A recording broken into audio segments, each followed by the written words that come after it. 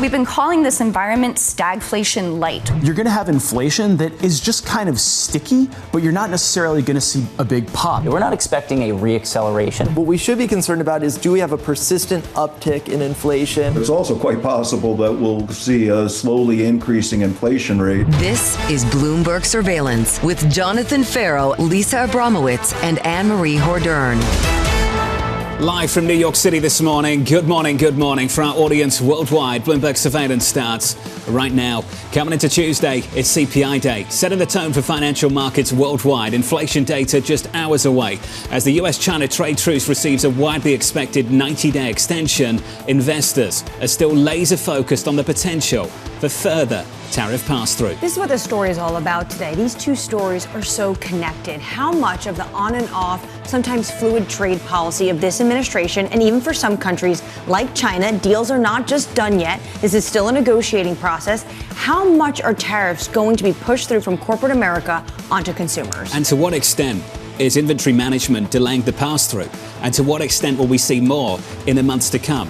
And will that derail this Federal Reserve from reducing interest rates by the time they get to September? Well, this is the big question. We have two CPIs, one today, one more, and another jobs print, and of course, Jackson Hole, before we get the Fed meeting. And now what the market is pricing in, because of the weak labor market, that the Fed is going to be able to cut interest rates. Jonathan, what if we get a hot CPI print today? Does the market just sway completely in the opposite direction? Big focus on who's going to be the next Fed chair as well. That story's in the mix so far this morning. Our latest reporting indicating the following. The Federal Reserve's two vice chairs, so that's Mickey Bowman, Philip Jefferson, plus Dallas Fed President Lori Logan, under consideration to serve. The list is getting longer, not shorter. The list is getting longer. I would say about 10 to a dozen names are on this list, and the process is underway. The Treasury Secretary has taken himself out of that list, out of that mix, and he is running the process. What he's going to do is try to hone it down to just a few names to put in front of the president for an interview. The one that really caught my eye was Philip Jefferson,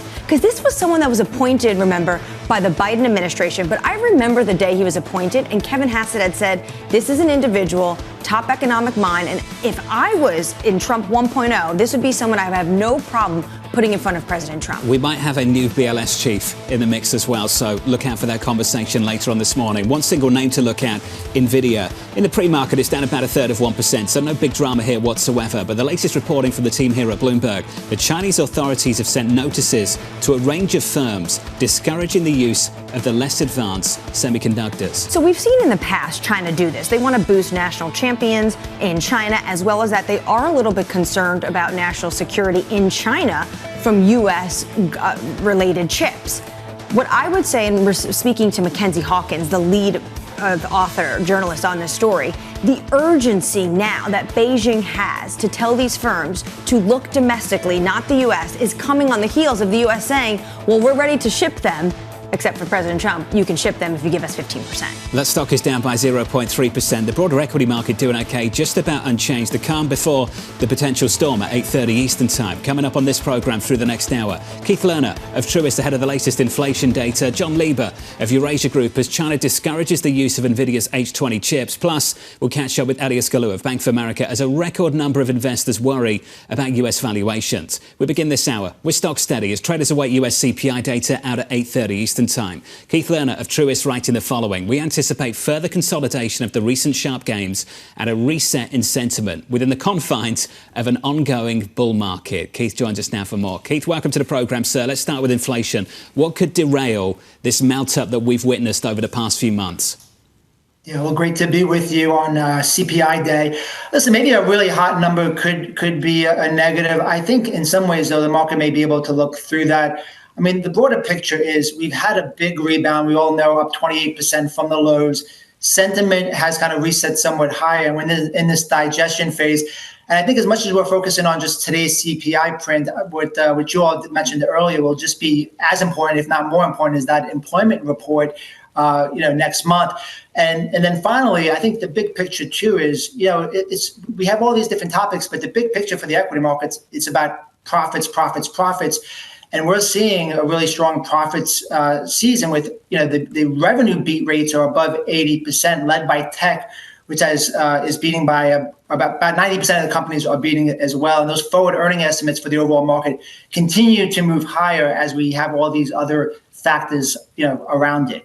Keith, you're talking about revenue. Can we talk about margins just for a moment and factor in the tariffs and how that story might change in the future? Just how are companies absorbing costs at the moment? Are we seeing it through foreign suppliers, domestic companies, or are we seeing that pass through to the end consumer? And I just wonder in the months to come whether you expect that balance to shift somewhat going into year end. Yeah, it's hard to get a hard number on that. I think it's a bit of a mix at this point, but the revenue beat rates suggest some of that is being passed through because we're having 80% beat rates from the corporate earnings season.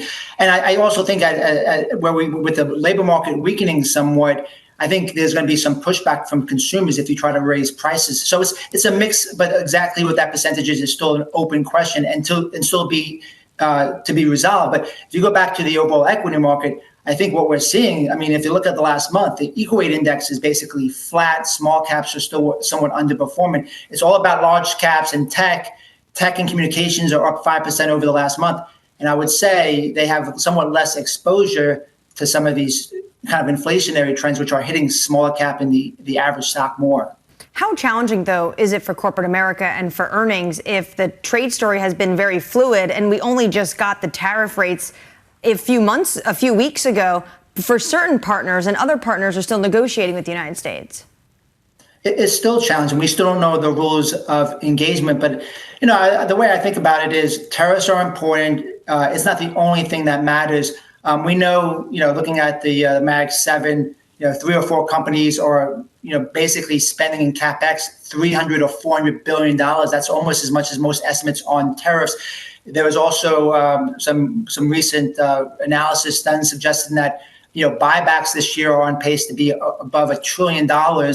And we also have to remember that these companies have been battle tested over and over again through the highest inflation we've seen in decades, the fastest rate hike cycle that we've seen, also disruptions in the supply chains.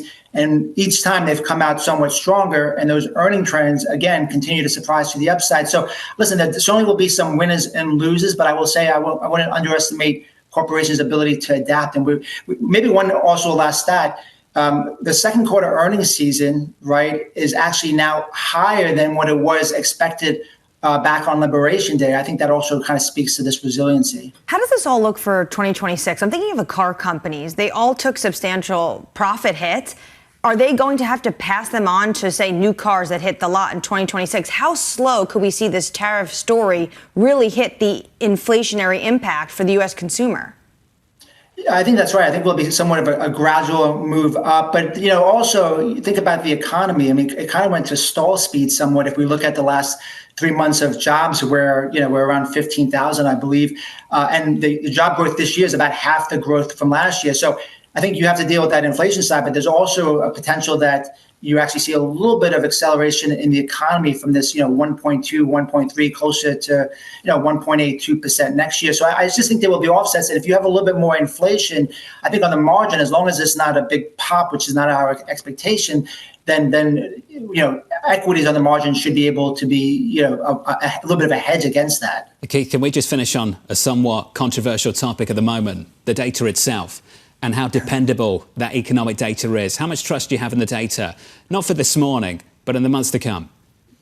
At this point, we all know the response rates have gone down a lot, and that's been that's been something that's happening since after COVID. So, listen, I think the response rate is problematic. That's why you have to look at the breadth of the overall market, and then also take some signals from the actual market itself. So, and I think one thing where we continue to focus is those weekly jobless claims. I think that's still good data to be looking at. One of the key metrics we're looking at, and also the credit market. So, we have to take what we get, and overall, I don't think the picture's changed in the data from 6 months ago until today. The data has been somewhat less reflective of what's happening because of those response rates. So, Keith, do you see this as a welcome development in the last month or so, that we're actually going to take a look at how this data is produced? Or are you worried about the introduction, maybe injection, of political bias?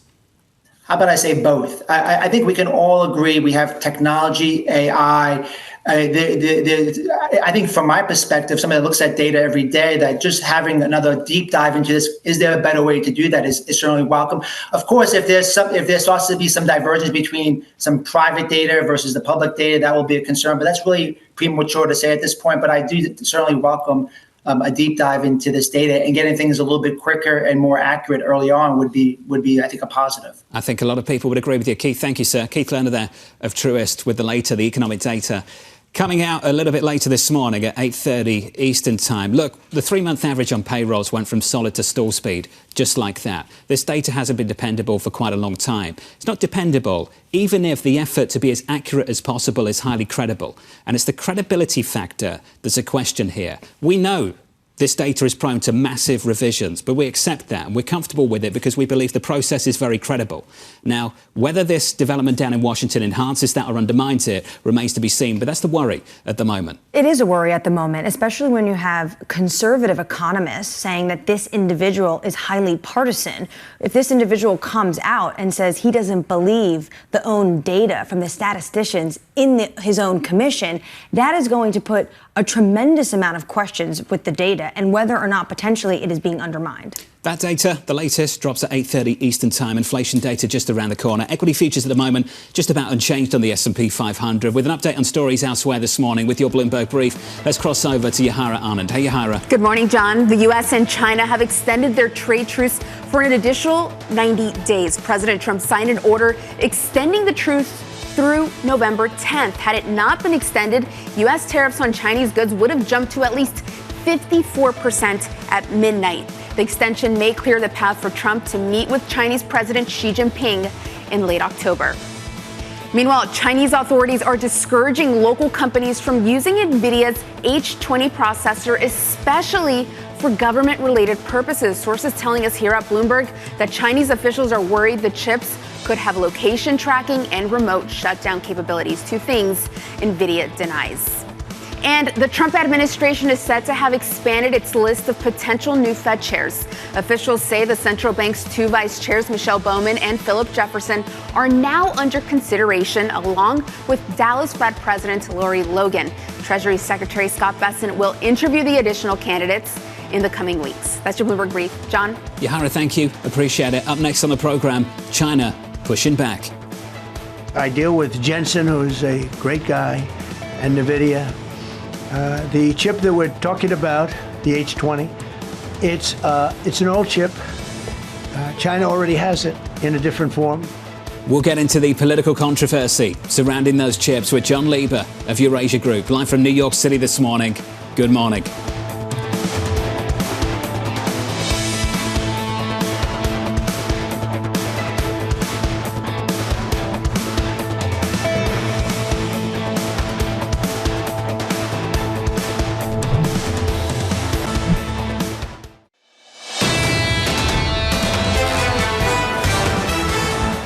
Inflation in focus this morning. The estimate's pretty wide. Let's focus on one print.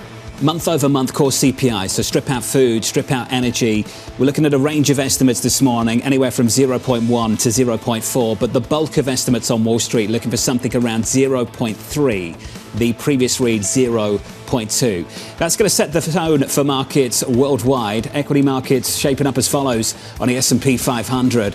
Just about unchanged on the S&P, unchanged on the Nasdaq. Just got this tidbit out of London from a colleague, Dan Curtis. The Japanese bond, the 10-year, untraded all day for the first time since 2023. That just speaks to the calm before the potential storm. Well, definitely. It's calm right now, but what's going to happen at 8:30? We're going calm into the CPI print. The CPI print is so important because the market is so stacked to one side right now. They're looking at the weakness in the labor market. They're thinking the Fed potentially is going to cut 2, maybe 3 times before the end of the year. What happens if we get a hot CPI later today? And what happens if we get another hot CPI print? And Jonathan, even worse, we get 2 hot CPI prints going into the Fed meeting and another weak jobs report. That is what everyone would say, stagflationary fears. A lot still to play for. That data drops at 8:30 Eastern time. Under surveillance this morning, China pushing back. I deal with Jensen, who's a great guy, and NVIDIA. The chip that we're talking about, the H20, it's an old chip. China already has it in a different form. The Blackwell is super duper advanced. I wouldn't make a deal with that, although it's possible. But the H20 is obsolete. You know, it's one of those things, but it still has a market. It's the latest this morning. Chinese authorities urging local companies to avoid using NVIDIA's H20 chip. Sources telling us here at Bloomberg that firms are being discouraged from using the chips, especially for government-related purposes. Joining us now to discuss is John Lieber of Eurasia Group. John, welcome to the programme, sir. I just wonder what the end game is here for the Chinese and what ultimately they're trying to achieve. I think the end game is that the Chinese want to have their own chip. And they don't want to be dependent on the U.S. tech stack. And that's one of the reasons that Trump allowed these H20 exports, was because he bought into the argument that if the U.S. dominates chip technology and if the Chinese learn to rely on that in their own technology stacks, then it gives the U.S. more power, not less here. And I think the Chinese recognize that argument. It's somewhat valid. And so what they want to do is encourage people not to use the American tech. And they know also how vulnerable they are to things like the foreign direct product rule and the other rules that the U.S. has used to weaponize their own technology supply chain over the past several years. And now that's the long-term game here. I think the H20 is just one part of that. But technological development is going to determine what happens here, not necessarily export controls.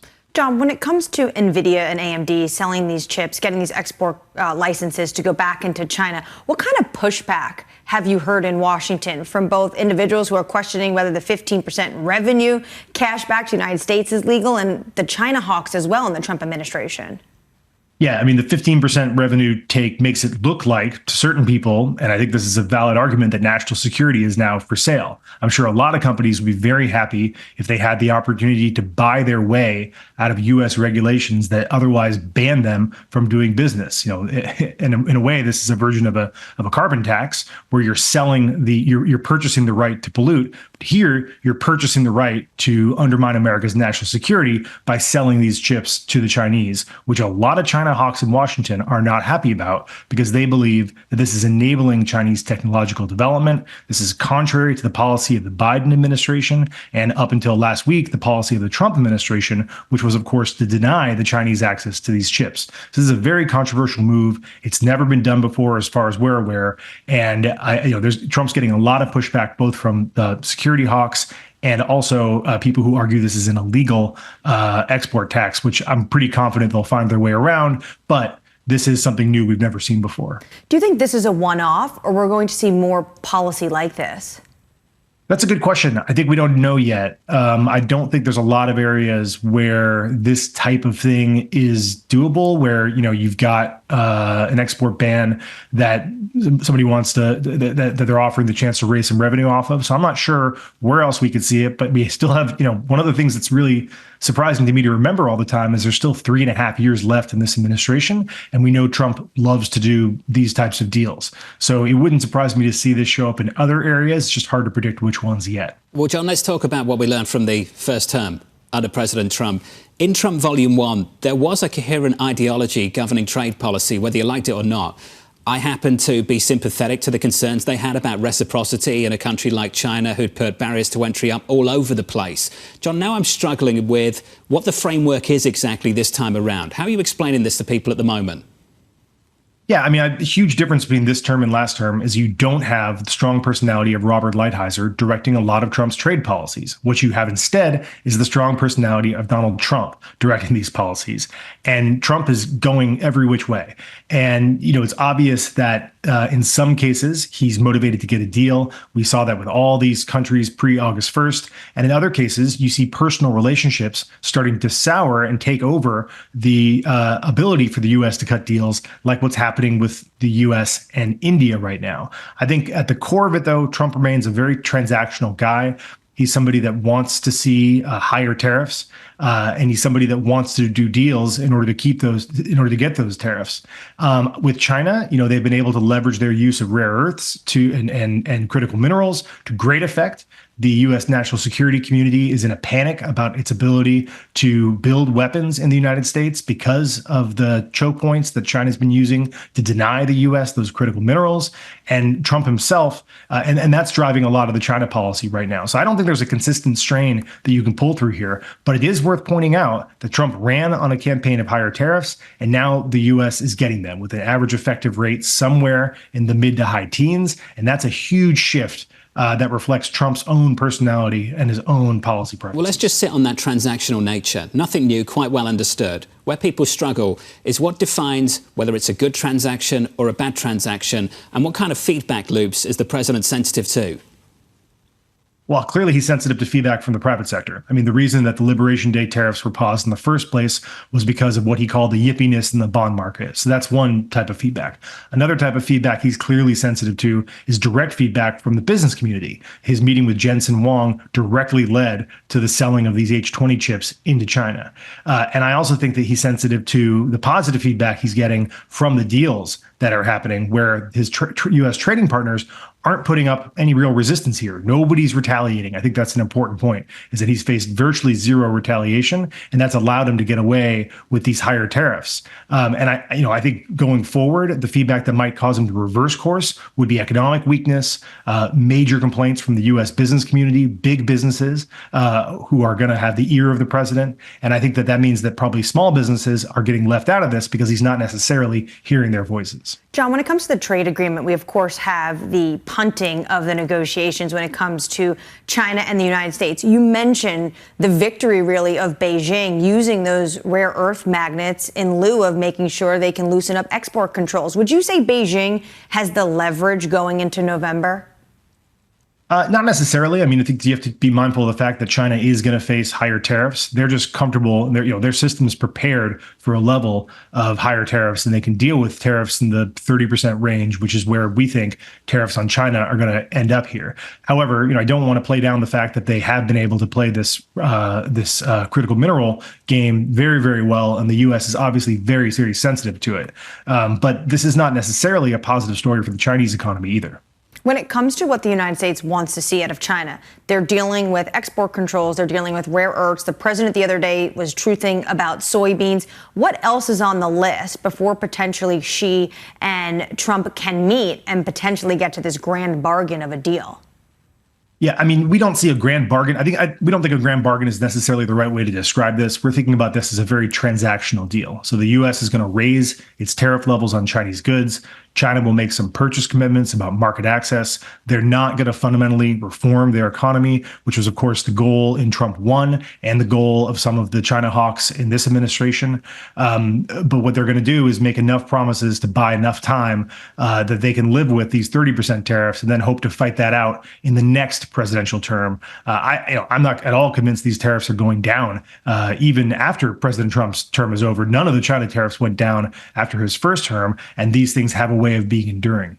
John, appreciate the update, the reaction from you, sir. As always, thank you. John Lieber there of Eurasia Group. Most people assume they'll stay and maybe even last beyond this presidency if they stand up to legal regulatory scrutiny in the days, weeks, months to come, and we'll see about that. It's very true, because Donald Trump, the president, is using IEEPA to enact a number of his tariffs. And the issue is that is now, right now, being discussed in courts. I would push back on the one thing, though, that this administration does have, and any U.S. government has. They can use 232, 301. There are different ways to enact a tariff policy, but the whole broad IEEPA sweep potentially could be major pushback from the courts on Trump. If you're just tuning in, welcome to the program. Two-part story in the last 24 hours. Some of these chip makers, NVIDIA, AMD, securing export licenses into China so long as they give a 15% slice of the revenue back to the government, to the White House, to the Treasury. This is what we're hearing from the Chinese side, according to our reporting. The Chinese authorities have sent notices to a range of firms discouraging the use of those less advanced semiconductors.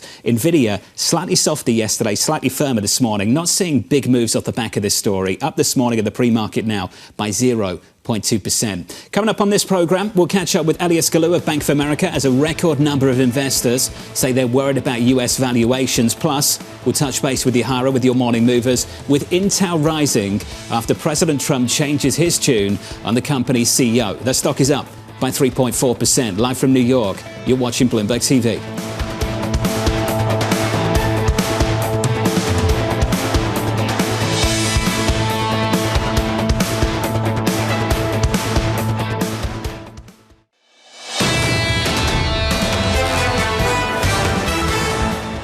Slow start to the trading week so far. It's going to get busier later on this morning when inflation data drops. Look at this, going absolutely nowhere on the S&P 500. Likewise on the Nasdaq. Let's lift the lid on the index and get you some morning movers. 3 hours away from the cash open. With those morning movers, here's Yahira. Hey, Yahira. Hi, John. Intel CEO Lip Bhutan must have hit all the right notes because he is back in President Trump's good graces. And take a look at the stock. It is jumping 3.3%. They met at the White House yesterday, and according to President Trump's social media post, it went well because he called him an amazing man. Quite the contrast to what we heard days ago from President Trump calling for his ouster due to his alleged ties to China. So they left things on a positive note with more talks planned at the cabinet level. So something tells me we may get an announcement from Intel pledging more U.S. investments as the story goes. Next up, we have this stock, Big Bear AI, plunging in the pre-market, down 28% on a massive earnings miss. This is a company that provides AI software to the U.S. Department of Defense, and it says that the government efficiency drive is stalling federal contracts, and for that reason, it slashed its outlook quite dramatically. Very different from what we heard from Palantir, but of course, that company is in a league of its own. And we end on Apple, moving slightly to the downside, down 0.5%, but on some big drama. Elon Musk is accusing the tech giant of favoring OpenAI's ChatGPT in its app store, saying that Apple makes it very difficult, nearly impossible for all other AI apps, including his own, Grok, to reach the top of the App Store. So he is threatening legal action on antitrust grounds. Sam Altman of OpenAI has already hit back, and something tells me, given these billionaires' big personalities, the war of words is not over. John? Yahara, thank you. That stock is down by about 0.5%. A stock receiving increased scrutiny over the year so far. That's the latest for Apple. On our radar this morning, China telling local companies to avoid using NVIDIA's H20 chips. Sources telling us here at Bloomberg that guidance over the past few weeks has been particularly strong against use of the chips for government-related work. So after the U.S. said it will resume these sales, allow these sales and the export licenses for these chips to go into China, we saw Beijing starting to raise security concerns. And a lot of this was really socialized through local press. Now, what our reporters here learned, led by Mackenzie Hawkins, that they sent guidance to some of these companies strictly. Please avoid these chips. They're worried about security concerns like tracking of location. But also for China, this is about making sure that they could dominate in this space. And they want their firms to use their national champions and not rely on NVIDIA or AMD. We talked to John Lieber of Eurasia Group about this just moments ago. There is an alternative option, not just that one. Also, they might be pushing for more. Now they know that these companies can secure export licenses if they give a slice of the revenue back to the White House, to the US government. Can they push for more? Can they push for the higher technology chips coming out of these companies? Potentially. And what did we hear from the president? He said that H20 is not as high, as sophisticated as some of the other chips that are out there. Maybe that is why the president was willing to reverse his own export control we saw in April.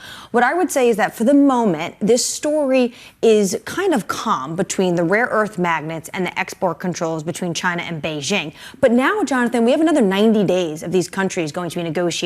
What else could we see China want to get out of the United States? It's a story getting a lot of attention, but not pushing around the market too much. NVIDIA this morning firmer by about 0.2%. Another story getting a lot of attention is this one right here. President Trump's search for the next Fed chair has expanded. Sources telling us here at Bloomberg that the Fed's two vice chairs, Mickey Bowman and Philip Jefferson, are now under consideration for the role, plus the Dallas Fed president, Lori Logan. So I don't know if you want to call it The Bachelor, The Bachelorette, or Game of Thrones. Obviously, more names are being added to the list. This makes sense. We know about 10 to a dozen names are going to be on the list for the Treasury Secretary to sit down with these individuals. And then once he decides, say there's 3 or 4 names he likes, maybe 2, then he sends a shorter list to the president, and the president will then meet that person. I think the president's number one question for all these people is very obvious. Are you willing to cut interest rates? Do you want to cut interest rates? Do you see a path to cut interest rates? That's pretty much going to be it. What I found so striking about this, we mentioned it earlier, is Philip Jefferson. This was someone who was appointed by Biden, and then they're willing to take a look at. Yeah, unlikely that he would get the pick from President Donald Trump, but it's very, very obvious that the Treasury Secretary is worried about the optics and interested in the process. And I think the fact that you cast a net wide and far, lend some credibility to the process at a time when a lot of people are asking questions about who might be the Fed chair and what kind of approach they'll take to the job. Exactly. And this is very different than what we're seeing what the president do in terms of BLS. He does not want to make, at least the Treasury Secretary is not trying to make the Fed chair this highly partisan political appointee so he can go back and say, look at this search I had. We had Democrats, we had Republicans, we had individuals from Wall Street, individuals who, like Mickey Bowman, have been really one of these individuals talking about Main Street and regional banks. The search was far and wide. Let's talk about the BLS. You mentioned it. The president naming a new head of the Bureau of Labor Statistics. The president picking Heritage Foundation chief economist E.J. Anthony to lead the agency after firing his former head earlier this month. Anthony, subject, of course, to Senate confirmation. Now, this is a process that typically people wouldn't follow, because who cares about who runs the BLS? You don't even want to think about it. Now a lot of people are going to be following this very, very closely. And I think it remains to be seen with this particular person on whether or not he will get the nod from the Senate. This is an individual who owned conservative economists. You have the senior fellow at the Conservative American Enterprise Institute describing him as, quote, utterly unqualified, as partisan as it gets. And it seems like he really pitched himself on Steve Bannon's War Room podcast. And he's already put a ton of doubt into the data coming out of BLS. And this is what individuals in the market are concerned about, that this is someone who wants to make the BLS partisan and politicized, even though if you're a market participant, you want that agency independent. Best case outcome, has his opportunity, a fair hearing, he's heard, and he manages to secure some cross-party support, some bipartisan support, and we move on with life. That's the best case outcome. Unlikely, given what's developing in Washington at the moment. Unlikely, and I would say the best case outcome would be if this individual, if Anthony was able to get to be the commissioner of the BLS, maybe then he can go to Trump and say, please lift your hiring freeze. I would like more statisticians at the BLS, and I would like to make the data more comprehensive and more reliable so that you're not going to see these revisions that you don't like and your truth about. The data very much in focus this morning. Keep repeating here, but inflation data on deck, 8:30 Eastern time for that data point. Let's turn back to the markets. Bank of America out with its August Global Fund Manager Survey, showing investors are the most bullish since February, with a record 91% calling US stocks overvalued. Joining us now to discuss is Elyas Galou of Bank of America. Elyas, welcome to the programme. Let's just talk about that 91%. So a lot of people seem to think, many, in fact, the overwhelming majority believe the US stocks are overvalued. How many are short? How many are underweight at the moment? Hey, John. Look, I mean, clearly that's a very important question to our investors and clients, because the valuation and the perception of global stock market valuation was really a highlight in this month's Global Fund Manager Survey, which was not really a decisive survey, not like the survey that came out in April, which was a clear moment to buy, or the survey from December 2024, which was a great moment to sell the market.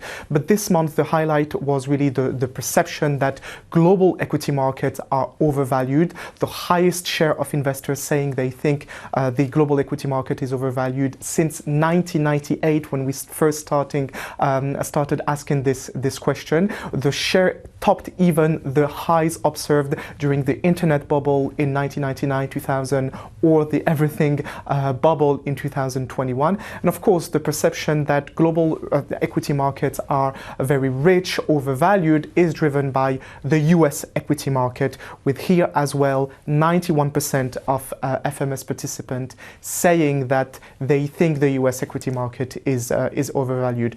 Definitely, valuations are very important for long-term equity investors. In fact, that is the one factor that matters when you invest in terms on stocks over the course of a 10-year period. However, this has not been an element that caused major concerns, because investors continue to rotate towards the US equity market. They were very underweight in April. This underweight is being cut progressively, and despite the very high perception of overvaluation, the FMS positioning in terms of US equities remain net underweight, which is really a silver lining for US stocks. So, Elyas, the way you see things is that this negative reservoir of pessimism that we can keep feeding on in the months to come, can we continue to see that grind higher?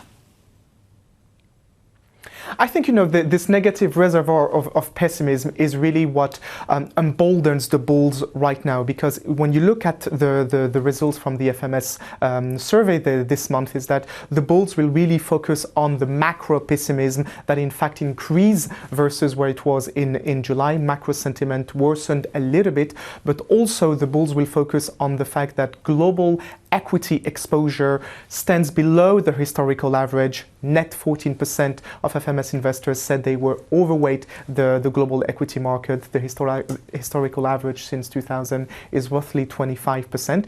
So based on these two metrics, the bulls will say there is further room to go in terms of positioning. However, there is also some substance to embolden the bear narrative, and in particular the fact that the average FMS cash level remains at a low 3.9%, which historically has been a strong signal to say that global risk assets are toppy, as now is a good time to retreat or hedge your position. When you look at the pessimism, what has changed since the last few surveys in terms of how individuals are thinking about the uncertainty coming out of Washington? Look, the uncertainty in terms of the way it is captured by the biggest tail risk in the fund manager has clearly receded, because back in April, if you remember, a global trade war triggering a global recession was by far the biggest tail risk, and in terms of the magnitude, the biggest tail risk ever in the history of the fund manager survey. And this risk has receded, with now less than a third saying that they think trade war and policy uncertainty is the biggest tail risk. What you also need to consider here is the convictions. That really changed over the past few months. I would say that FMS sentiment today is based on three major convictions. Number one, the global economy will dodge a hard landing. Only 5% of them expect a hard landing. The culprit here is the much more accommodative monetary policy they expect next year. One stat that really stood out to me, because you were speaking about the search for the next Fed chair just before our conversation, is the fact that a net majority of FMS participants think that the next Fed chair will actually resort to either QE or yield curve control to alleviate any concern on the US debt sustainability. That's a huge development. The second conviction is really the fact that policy uncertainty has receded via the trade war. And finally, and I would say the most important convictions, it relies on AI, and the fact that AI and the Mag 7 will continue to lead this bull market. Long Mag 7 is now back as the most crowded trade. There was a 4-month interruption between long gold and short US dollar. But here you can see that the conviction on AI remains very much intact. Elyas, do you see that high-tech concentration in the US market as a source of stability or of risk? That's a debate we've had to start the week. How do you view things?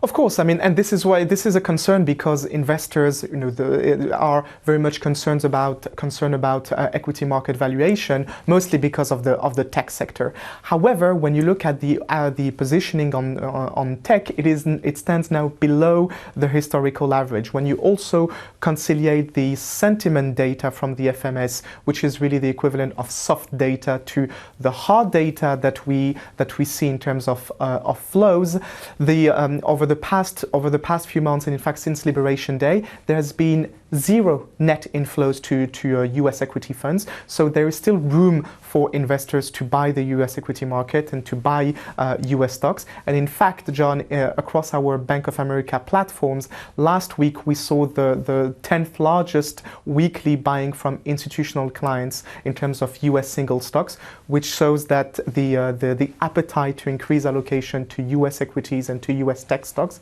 remains very much intact. It's a hated market, but they keep buying it. Elyas, it's good to catch up, as always. Thank you, sir. Elyas Galou there of Bank of America with the latest. Let's get the latest on stories elsewhere this morning with your Bloomberg Brief. Here's Sucharita. Hey, Sucharita. Hi, John. An explosion at a plant operated by U.S. Steel in Pennsylvania has killed at least one person and injured 10. The company says the incident involved coke oven batteries at its Clairton plant. The CEO of U.S. Steel says the firm is working closely with authorities to investigate the exact cause. Meanwhile, President Trump is downplaying expectations for his upcoming meeting with Russian President Vladimir Putin on Friday. Speaking to reporters yesterday, he called it a feel-out meeting and said, quote, "I'm going to be telling him you got to end this war," and that he'll warn him that'll be the end if a deal is not possible. And I mentioned this one earlier. Elon Musk is accusing Apple of favoring OpenAI, saying the company makes it impossible for anyone else to reach the top of the App Store charts. Musk said Apple's behavior is an antitrust violation and stated that xAI will take immediate legal action. That's your Bloomberg Brief. John? Yahara, thank you. Up next on the program, inflation data on deck. We think we're going to see something more in goods inflation. I think that's the consensus also, that more of that's going to bubble through. We have 0.29% month on month on core CPI. Even if you get a 0.4, if it's focused on goods inflation, that's not too concerning for Fed officials. Up next, we'll catch up with the brilliant Torsten Slok of Apollo, live from New York City. This is Bloomberg.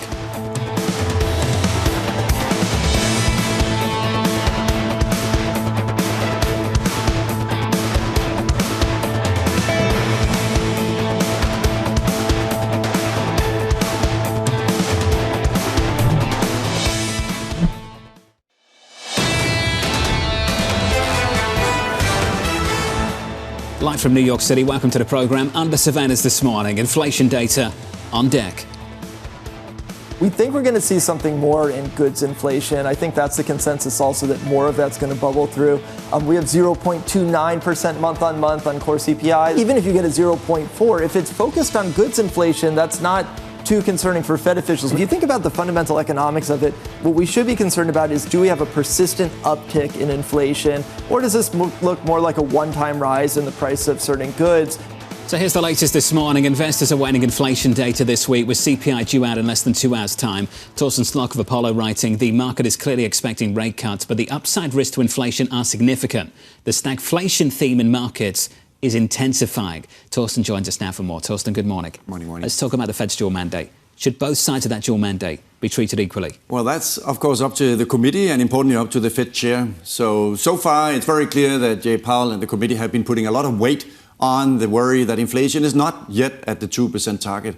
So for that reason, if you think that inflation is now at risk of going up because of tariffs, inflation is going up because of the depreciation of the dollar, all that is creating an impulse on inflation over the next 6 months, where there are some arguments to say, well, we should not be cutting because inflation is under some upward pressure. On the other hand, growth is slowing down, as you know, from the employment report. There's some headwinds, of course, not only from tariffs. There's also headwinds coming from student loan payments restarting, especially middle-income households are facing some challenges as a result of that. That means that growth is slowing, which, of course, says the Fed should be cutting. But the current administration at the Fed, if you will, or the FOMC committee, is certainly putting a lot of weight on the inflation worries and the potential for more inflation impulse coming over the next several quarters. Do you believe that derails some of the impulse to reduce interest rates on the FOMC? Well, now, as you just talked about, we're expanding the search for who the next Fed chair will be. And of course, some of these names certainly are more traditional Fed staffers and have been on the FOMC for a very long period. So that does begin to raise questions around, well, what is exactly the intention of the new Fed chair. But the important thing, as usual, is that there are 12 voting members on the FOMC. And even if the Fed chair comes in and says, I think rates should go down, if the other FOMC members say, no, we don't think rates should go down, well, then they will not be cutting, because it is a vote. And we will find out, of course, what the composition of the committee looks like. Well, Jay Powell told us that the main number to watch is the unemployment rate. With this kind of unemployment rate, should they be cutting? Well, the market obviously is saying we have 2 cuts this year. So I do think that the dot plot is telling you that the next move is that rates are moving lower. But it's very clear that this whole debate around, when you put it up on the scale in the dual mandate, how much weight do you put on inflation, which is now at risk of going up? How much weight do you put on the unemployment rate, which is at risk of also going up? Well, that becomes a very, very difficult debate, because at the moment, the Fed is currently saying, well, maybe we still worry more about inflation. But if the labor market does deteriorate more meaningfully over the next several months, and there are chances that could happen, we have certainly seen some, of course, bad data, in particular, of course, on the employment report itself, but also the headwinds from, in particular, the consumers in the middle-income household group. High-income households have been doing well for a long time because of asset prices going up. Low-income have been stressed because of interest rates and therefore higher cost of borrowing for them. But the middle-income household now, for the last few months, also facing headwinds, is now also a downside risk to the growth outlook. How much has this trade story been a headwind? Because in June, you wrote that Donald Trump might have outsmarted all of us when it comes to trade policy, which was welcomed by the White House. Well, but if you think about the trade deals that Trump has been able to generate, both with Europe and also what he's been doing with Japan, at least when you look at the tariff part of that, that is beyond what most people expected, even when you go back to Liberation Day. So from that perspective, I still think that Trump did manage to get higher levels of tariffs with a lot of different trade partners than what anyone really expected in the beginning of April during Liberation Day discussions. Let's sit on the data we get later this morning at 8:30 Eastern Time. To what extent do you believe that inventory management has delayed some of the pass-through? And how many more months do we need to see of data before you get comfortable that we've seen the limits of this? That's exactly right. That's why the census data for the inventory to sales ratio, first, companies were building inventory as, of course, we saw tariffs come in, and those inventories have now been running down, especially for retailers. And now those inventories are down now to a more normal level.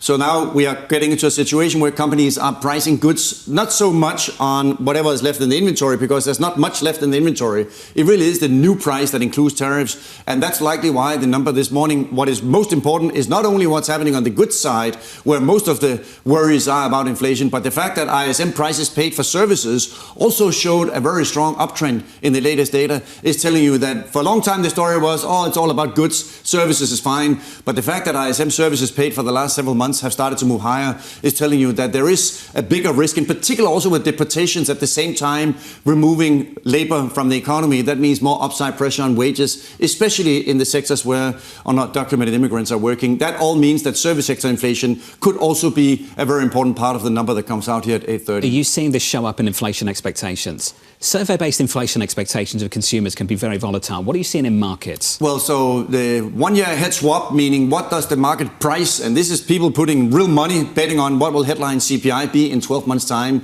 is currently pricing that inflation at this time next year in 12 months' time will be 3.3.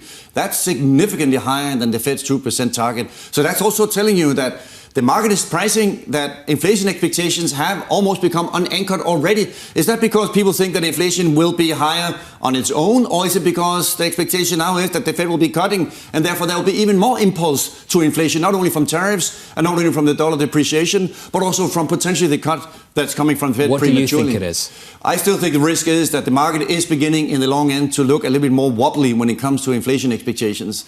Markets are, broadly speaking, especially when you take last week's auctions for treasuries, there was a number of issues with 3-year, 10-year auctions last week where you begin to worry about, well, if we now have on top of the fears that inflation might be moving higher, then rates in particular in the long end could also be moving higher simply because of the significant fiscal issuance and treasury issuance still in the pipeline. Final question. Do you trust the data? Well, what's really unique about this discussion in markets at the moment is that the BLS controls both parts of the Fed's dual mandate. They control non-farm payrolls, the employment report, and they also control the CPI and inflation statistics. So that's why, let's take, for example, non-farm payrolls. If non-farm payrolls is really good, the market may say, well, this is not necessarily the right data, this is just done for political reasons, and therefore maybe the conclusion is that the data is not that good. Well, what if non-farm payrolls actually comes out as bad or really bad? Well, then the market will be also concluding, or maybe things are actually really a lot worse. So in that sense, credibility is very asymmetric. That means that credibility here really is that it is the case that if the data does come out a lot better, or in this case, say a lot worse, the market will be putting a lens on of beginning to ask questions about, is this the real true data, or is this data that is actually being painted with a different brush? So, broadly speaking, I do not believe under any circumstances the BLS staff and their staff, the way they collect the data, can be really changed in any way. But it is, of course, a very important debate we're having at the moment when this discussion is, of course, about firing BLS commissioners, suddenly the way it's been done here more recently. Torsten, it's good to see you. Appreciate your time. Thank you. Torsten Slok there of Apollo. It's the Chinese effect. It's how we treat Chinese data. Everyone's concerned, even in conservative economic circles, that this individual is just too partisan, and now the whole independent institution is politicized. We'll see how things change down in Washington. Up next, we'll catch up with Stuart Kaiser of Citi, Michael Zezas of Morgan Stanley, Angelo Zino of CFRA, and Elizabeth Economy.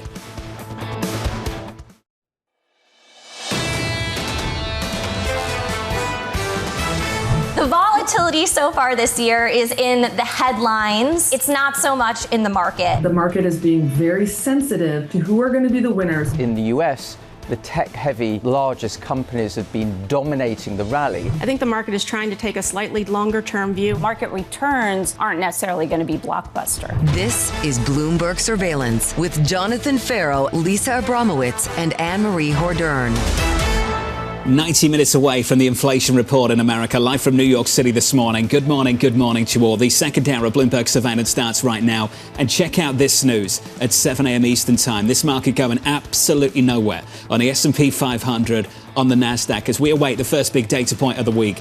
We're looking for CPI at 8:30 Eastern Time. Then it's on to PPI and retail sales later in the week. But the main event is later this morning. Absolutely. The market basically on hold until they get the data when it comes to inflation. And the big question is how much of the tariff and trade policy story out of Washington is going to now bleed into CPI, which pretty much we've seen the CPI reports kind of shrug it off. A little bit started creeping into the last report. But given the fact that now the tariff policy is pretty much set, barring a few countries that they're still negotiating with, how much are we going to see that impact pricing pressure in the United States? Payrolls growth has taken a big step down. Will inflation data take a big step up? And will that complicate the Federal Reserve's objective right now in the minds of a lot of people, what they'd like the objective to be, which is to reduce interest rates in September? Absolutely, and this is their conundrum. So 2 CPI reports, 1 more job report before they meet and able to get what they would call the totality of data. And Torsten Slok brought up a really great point.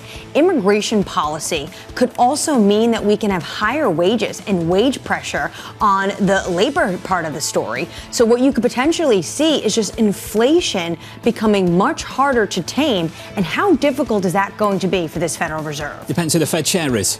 We're casting the net far and wide. The new list of candidates will include Mickey Bowman, Philip Jefferson, 2 vice chairs, and Dallas Fed President Lori Logan under consideration to replace Chairman Powell next year. And then, of course, you have the 2 Kevins still there. You have, of course, Chris Waller. You have James Bullard as well. The Wall Street Journal reported that name that is being floated out there. So we're looking at a dozen names on this list. The Treasury Secretary is running this entire process. He's the one making the calls. He's the one sitting down with these individuals. And then he's going to give 2 or 3 names to the president to sit down for an interview. And the number one question, Jonathan, is going to be, will you cut interest rates? Give them some credit, though. These names are highly credible. This list, I think, is a really credible list. Reminds me of the list of the Treasury Secretary nominee. You remember that big race 6 months ago? How many months? 9 months ago? Yeah, something absolutely. like that. Time's flying. When you went through those names, they were all very, very credible. This list reminds me of that. Certainly some very credible figures in the mix. Very credible and also bipartisan. You have individuals there like Philip Jefferson that was appointed and then also then given a higher job at the Fed under the Biden administration. And I remember when he was appointed and Kevin Hassett said, this is an individual that is very credible, who if I was still working for President Trump and it was Trump 1.0, he would have been on my list. But I have no problem recommending this name to the president. We'll get into that conversation later on this morning. We'll get into a lot of things with equity futures totally unchanged on the S&P 500. The big focus is on inflation just around the corner. We'll catch up with Stuart Kaiser of Citi as Wall Street braces for that report. Michael Zezas of Morgan Stanley as the search for the next Fed chair is expanding. Plus, we'll speak to Angelo Zino of CFRA as China is urging firms to avoid using NVIDIA's H20 chip. We begin this hour with stocks flat ahead of today's CPI report. Stuart Kaiser of Citi writing CPI could leave the Fed with dual headaches. The base case is the best case. Modest slowing in the economy, easing inflation, and the Fed cutting back towards neutral. Stuart joins us now for more. Stu, good morning. Good morning. Just want to give you some extra space just to build on some of that. Why is the base case the best case? I think our view would be, if you think of the best case right now is, for most clients, is a slowing but not recessionary economy. Fed gets a couple cuts off in the back half of the year. I think any data that would get you off of those 2 cuts would probably read negative for equity markets. So I think if you're cutting more than twice, it means the employment data is quite weak. If you're cutting less than twice, it probably means we get an upside surprise in inflation. So at this point, just give us the base case and we'll be pretty happy at the year end. Well, let's look at the data that we're getting later on this morning. Just how high is the bar to derail those 2 cuts later on this year? Yeah, it's going to be a little bit of a tricky print. I think Torsten, mentioned earlier that goods inflation is a big part of this. I don't think there's really, at least when I talk to clients, a consensus on what goods inflation is going to be because it's just such a detail underneath the surface. Our economists are at 33 basis points, so if you use that as a bogey, I think if you get anything on goods inflation kind of above that number, significantly above, you probably need numbers that are 0.5 on some of these things to really delay cuts, and so that'd be kind of the bogey here, 0.5 or above. You say in your note that equity markets can shrug off some tariff-driven inflation. How? Well, we did it last month. Right, but not all the tariff rates were set. Yeah, I think at this point, there's a question of timing and magnitude on when the tariffs actually get into the data. If there's one little mistake I think the Fed made is they said we expect to see this over the summer. And, it could be that you get a small amount of inflation last month and this month, but then later in the year in, October, November, December, based on, inventory, drawdown and stuff like that, you get an additional inflation impulse. So I think for now, if it's modest, the market's going to try to look past this. We did just also get a pretty good earnings season where companies did not call out a ton of inflation pressure, which I think gave, equity markets a little bit more confidence that either A, we're not seeing it yet, or B, corporate America is being able to manage it a little bit. John has been talking about this, the inventory with the pull forward effect, and at some point that inventory is going to run out. So do you see this being a bigger problem for the equity market going into 2026? It could be if it starts to get into the margins. I mean, Scott Cronin on our equity team took up his earnings forecast for next year by about 5%, which gives you a sense, on how positive the quarter has been. But yeah, I mean, there is a risk going into next year that the tariff impact's a little bit delayed in terms of the impact, and it does start to kind of eat into equity margins in the U.S. a bit. That's sort of a wait and see at this point. We really just don't know. But yeah, it's a lingering risk from tariffs. And even though the tariff rates are determined, a lot of these deals are, one or two pages of paper, when ultimately they're going to be probably 1,000 pages of paper. So I think some of them we don't even have the paper. So there you go. So I do think the details are going to matter a little bit on that. Yeah, this is a process also. It's not a one-off event. How they absorb costs right now is not how they're going to absorb costs in the months to come. Goldman talked about this. You mentioned the report from Jan Hatzius. Consumers in the US have absorbed an estimated 22% of tariff costs through June. They see the share changing, though, and shifting to 67% in the months to come. How do you anticipate the balance of things will change in the months to come? It's TBD, I think, at this point. And, the other thing is you also have a big legal process that's going on parallel to this about that. And, if they refund tariffs, who gets them back? So I think it's a good question about, I think if the economy is stronger, corporate America will try to test on pricing a little bit, right? If the economy looks a little bit weaker, you'll probably see it go kind of, into margins a little bit. So I think, it's all sort of context dependent in terms of how strong the economy is, what the details on tariffs are, and how much they feel like they can push through. Credit to you. You've been super consistent over the last several years, I would say.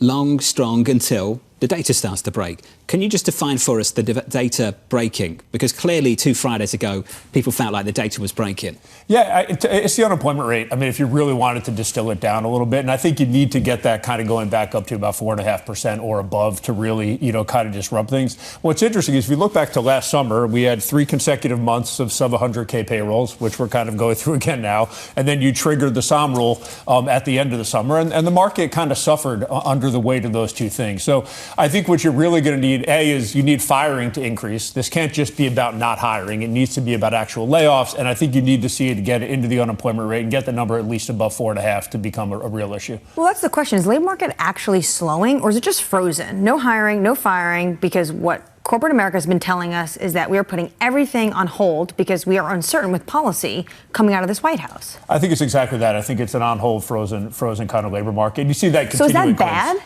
It's I don't know. It's a little bit worse than neutral, I guess. I mean, you would argue, hey, if the labor market is just frozen, does that indicate no growth, or does that indicate we're just kind of settling into a trend or sub-trend growth environment? I think the issue with all of this is, and we have a lot of clients say, oh, we're going to slow down, but we're not going to go into recession.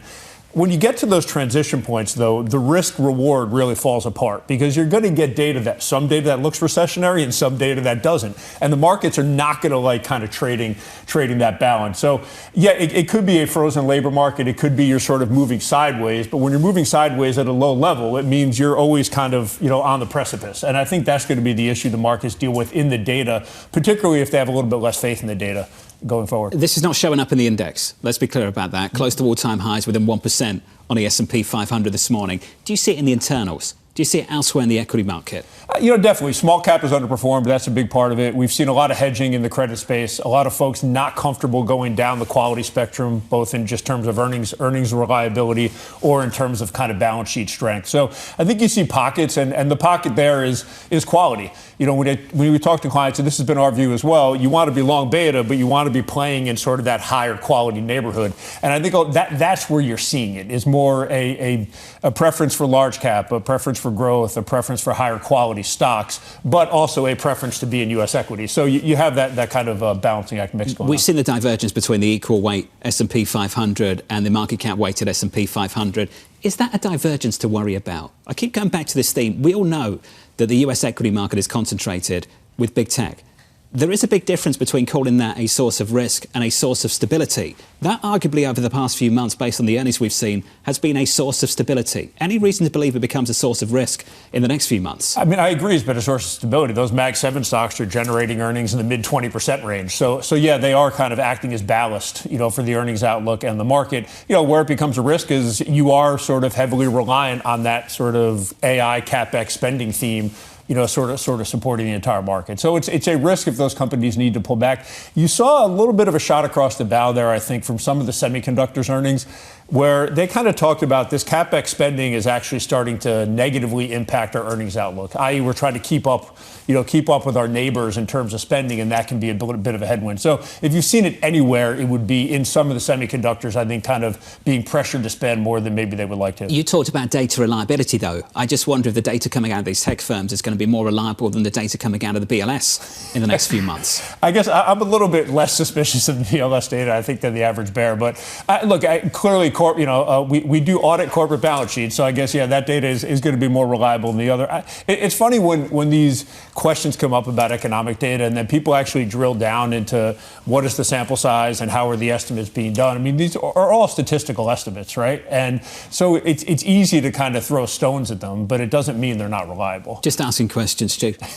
No views at all. Stuart Kaiser of Citi. Good to see you, mate. As always, thanks for dropping by. Let's get you an update on stories elsewhere this morning with your Bloomberg brief. Let's cross over to Yahara. Hey, Yahara. Hi, John. The U.S. and China have extended their trade truce for an additional 90 days. President Trump signed an order extending the truce through November 10th. Had the truce not been extended, U.S. tariffs on Chinese goods would have jumped to at least 54% at midnight. The extension may clear the path for Trump to meet with Chinese President Xi Jinping in late October. Meanwhile, President Trump has reversed his criticism of Intel CEO Lip Bhutan after they met at the White House yesterday. Trump described their meeting as very interesting, calling Tan's success and rise an amazing story, and said Tan would meet with members of his cabinet in the coming days. And General Motors is renewing its push to develop a driverless car. Sources telling us here at Bloomberg, the automaker is trying to lure back some of its former employees of its now defunct Cruise autonomous vehicle business. This time around, the project would be focused on autonomous cars for personal use rather than a robo-taxi service. That's your Bloomberg brief. John? Yahara, thank you. Thank you very much. How many times have we seen this over the past few months? If you get a meeting with the White House, apparently get long the stock. Absolutely. It's so interesting that this Intel CEO went to that meeting with the president calling for his firing publicly. And now he said he's an amazing guy with an amazing story. So I think for Intel, they're pretty happy with the result of that Oval Office meeting. Stock is higher this morning in the pre-market by 2.7%. Up next on the program, expanding the search. Look, in 2019, the president contacted me and said, would you serve? And I said, yes. If the president contacted me and said, I want you to serve, I would do it. If he says, Chris, I want you to do the job, I'll say yes. Governor Waller might be the front runner, but that list is getting a whole lot longer. We'll catch up with Michael Zezas of Morgan Stanley up next.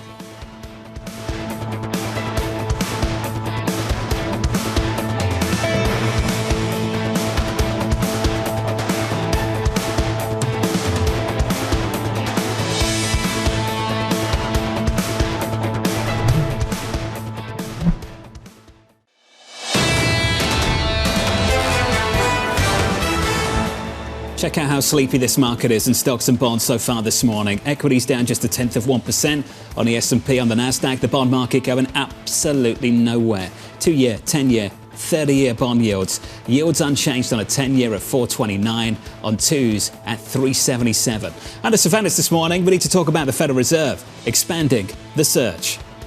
Whoever they choose, you're going to have somebody that has credibility with the markets, or you're going to see inflation expectations spike. You will not get lower interest rates. You will get higher interest rates. Look, in 2019, the president contacted me and said, would you serve? And I said, yes. If the president contacted me and said, I want you to serve, I would do it. If he says, Chris, I want you to do the job, I'll say yes.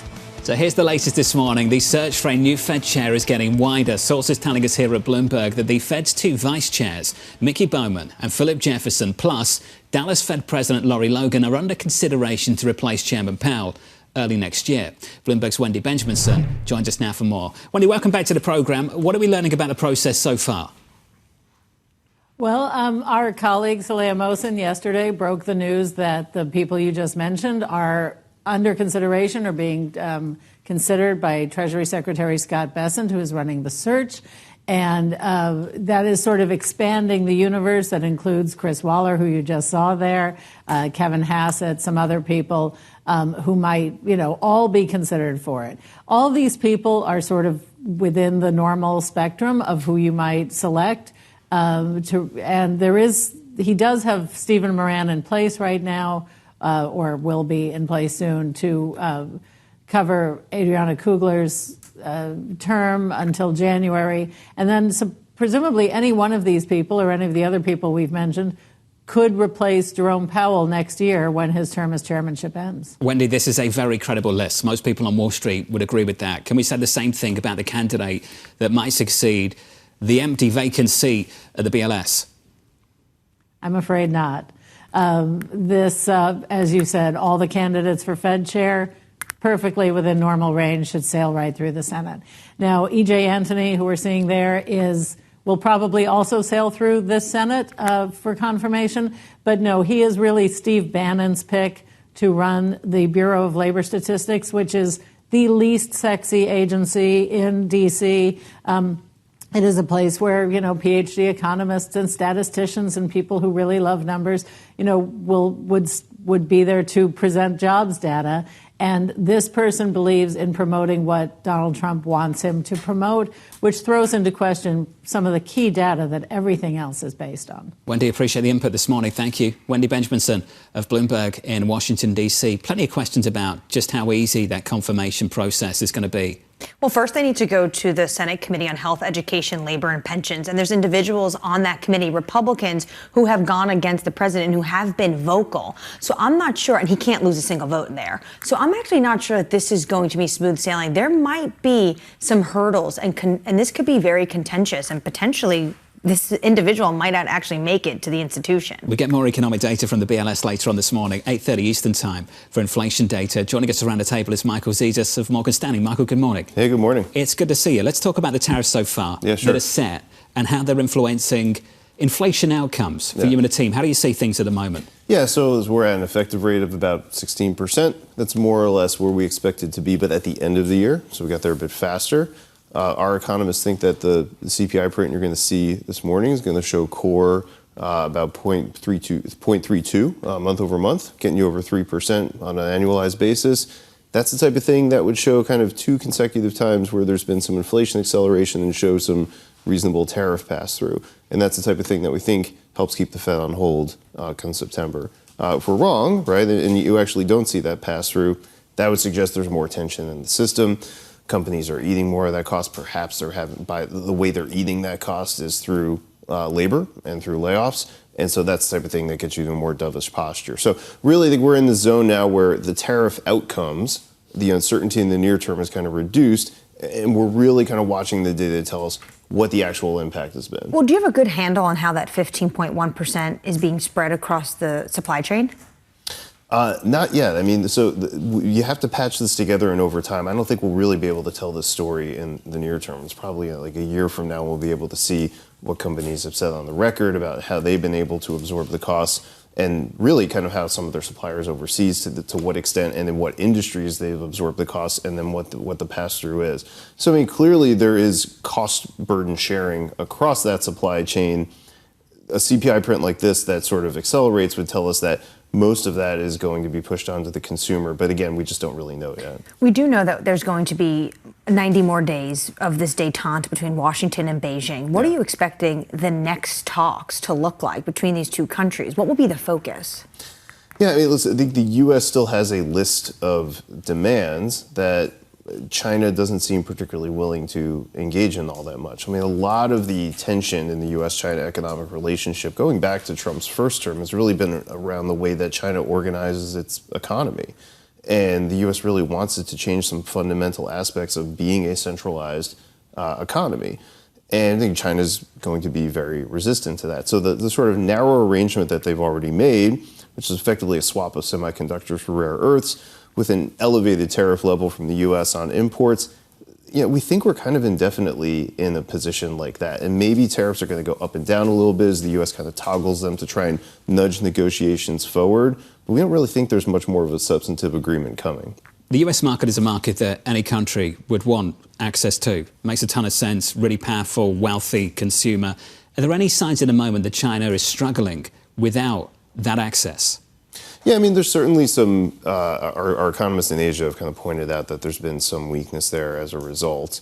But on the other hand, I think things like this news where the U.S. is going to have some of the semiconductor companies effectively pay a portion to the U.S. to sell into China, and the market is telling you that it's not particularly concerned about that outcome, i.e. that there's going to be full pass-through, it tells you there's probably sufficient demand on their side and then probably sufficient export capacity on their side, even with these barriers raised up, that none of this is sort of existential for either economy. Since you brought it up, can we ask you what you thought of that development? Just putting export licenses alongside a share of the revenue for the U.S. government. Yeah, I mean, it's unprecedented, right? And so there will be, I think, an obvious question of under sort of what legal framework this is permissible. Now, we're told, read the headline, that this is an agreement.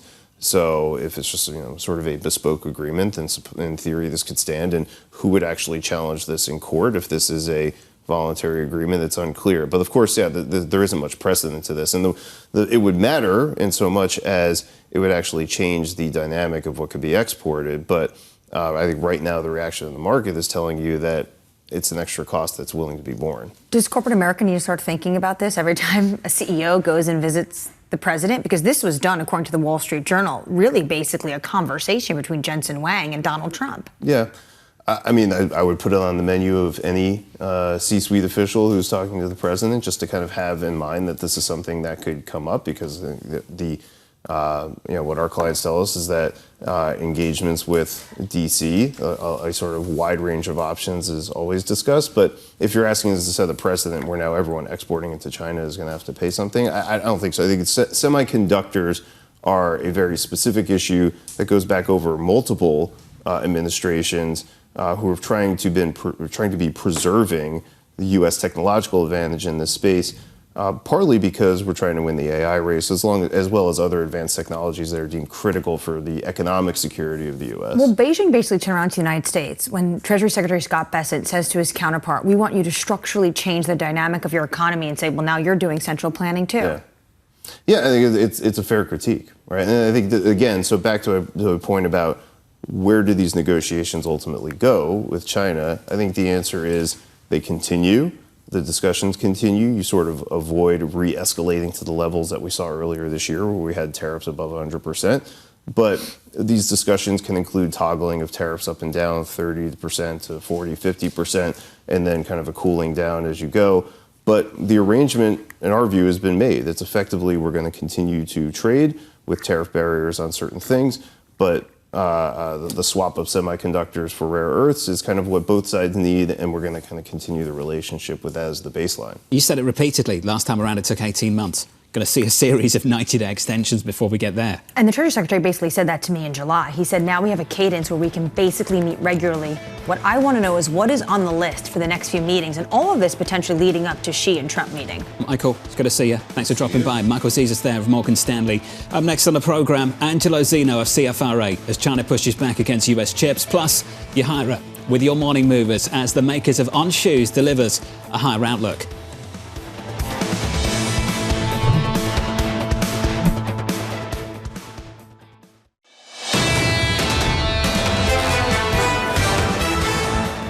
Two hours away from the opening bell, 60 minutes away from the inflation report. Equity futures totally unchanged. Said it all morning. It's like the calm before the potential storm. Futures down by not even 0.1% on the S&P. Basically unchanged on the Nasdaq. The S&P within 1% of all-time highs. As we count you down to the opening bell and that inflation data, let's take a beat to get you some morning movers. Here's Elyas. Hey, Elyas. Hi, John. We start with On Holding soaring 11%, nearly erasing all of its losses for this year after reporting a surprisingly strong second quarter and lifting its outlook at a time when these footwear makers are under pressure due to tariffs because, like many others, On produces its shoes overseas in places like Vietnam. But it is undeterred, with the CEO saying that consumer energy remains strong and that they actually plan to open new stores globally to keep up with that strong demand. So watch out, Nike. Next up, we have shares of Hanes brand. They are absolutely soaring here, up more than 40% on a possible takeover by Canada's Gildan Activewear. The FT is reporting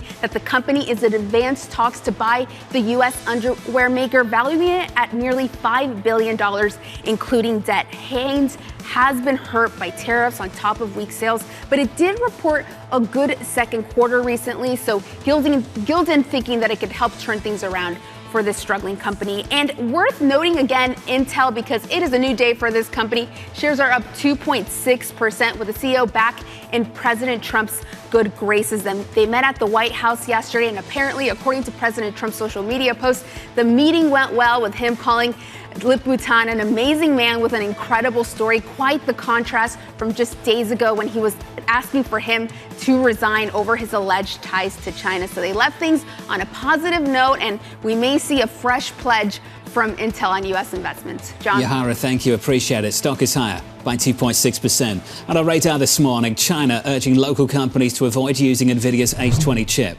particularly for government-related purposes. Sources telling us here at Bloomberg that China aims to shift away from Western chips in favor of local alternatives. So two things going on here with Beijing. One, they're concerned about some of the potential location tracking, they say, coming out of U.S. chips. You see NVIDIA really pushing back against that. And also, they want to make sure that their own domestic champions are the one that their firms are relying on.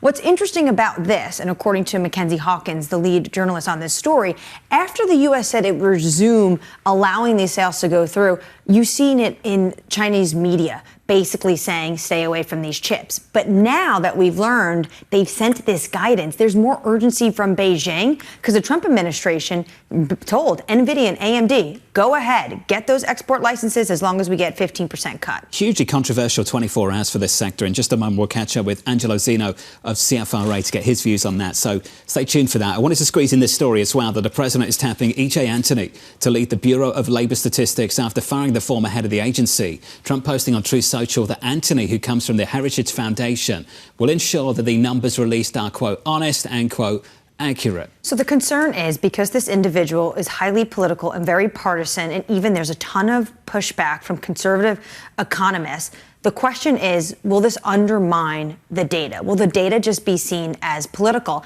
And I still wonder whether or not he can actually get through the Senate. Libby Cantrell, after the firing of the BLS chief, put out a great note and was talking about the fact that this individual needs to get through a subcommittee, and that on that subcommittee, where they cannot lose a single Republican vote in order to make sure they can advance to a full hearing, there are individuals who have not been afraid to go against this president, voice their concerns, senators like Susan Collins. So potentially this might end up not happening at a very low level in the Senate. This person might not even see a hearing. I think we've got to draw a distinction between dependable and credible.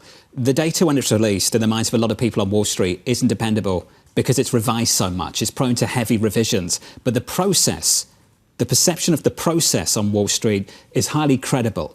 And that's what we're talking about this morning, the credibility of the data and whether this will undermine it or enhance it. I think a lot of people on Wall Street share the views that we should have a look at the process, maybe enhance the credibility of that process, and then we can make it maybe more dependable. I think that's a worthwhile pursuit, and we've talked about it endlessly over the last week. With this selection, if it becomes heavily politicized in Washington, particularly the confirmation hearing, it's not going to help things. And you heard from Torsten Slok of Apollo, this stuff is very, very asymmetric. And a simple way of saying that is just look at how we treat Chinese data. Every single month it comes out. We've been doing this for years. When it's good, we say, can't be that good. And when it's bad, we say, it must be really bad. And you don't want to see that happen with US data releases. Absolutely not. It undermines the institution, and also it undermines the market confidence of that data. The best case scenario could be if this individual doesn't talk about the data and just runs it as an independent institution, leaves it up to the statisticians, which, by the way, the commissioner only sees the report a day or two before it goes to the president of the United States. And maybe this person, given his close proximity and relationship with President Trump could actually get the Trump administration to lift the hiring freeze. Maybe they get more statisticians. Maybe they look at AI advancements on how to actually make the data more reliable. That's what a lot of people would like to see in Washington, that's for sure. That's the latest on the BLS. I wanted to squeeze in this as well. The president downplaying expectations for his upcoming meeting with Vladimir Putin. Trump describing it as a feel-out meeting where he plans to tell Putin to end the war in Ukraine, but says they might leave without reaching an agreement. You'll be there. How high are expectations? Well, I think the president just really dialed down those expectations. And this is what I said yesterday going into this meeting. My thought process was always, as Trump said, feeling it out. This is basically a beginning of a process. But even if the president is able to say there's not going to be a peace agreement from one meeting when also one party is not there in terms of Volodymyr Zelensky, but if this is a start of a process to hammer out really difficult long-term concerns, especially security concerns, then potentially this is a path to getting to that bigger peace agreement. That meeting's set to take place this coming Friday going into the weekend, so look out for that. Let's turn back to technology. Sources telling us here at Bloomberg that China is discouraging domestic companies from using NVIDIA's H20 chips. Angelo Zino covers NVIDIA for CFRA and has a buy rating on the stock. Angelo joins us now for more. Angelo, welcome to the programme. So you've talked a lot about getting access to the Chinese market and the extent to which NVIDIA has de-risked their exposure to that story, but we'd just love your initial reaction to the news of the last 24 hours. Truly unprecedented. Yeah, no, absolutely. It really is unprecedented. And, you know, it'll be interesting to kind of see how this kind of changes the dynamics, you know, for the tech industry and the semiconductor industry in the future, as well as potentially other industries. But I would say kind of on the surface, I think this is pretty good for both sides in many respects, especially for a company like NVIDIA. I mean, it does now give them access to the second most important semiconductor market out there. So they are going to get significantly higher revenue. In the, you know, we think the run rate is north of 30 billion at this point in time for this company. But, you know, more importantly, the addressable market expansion story, the broadening expansion, you know, customer base expansion story here, greater diversification and what have you.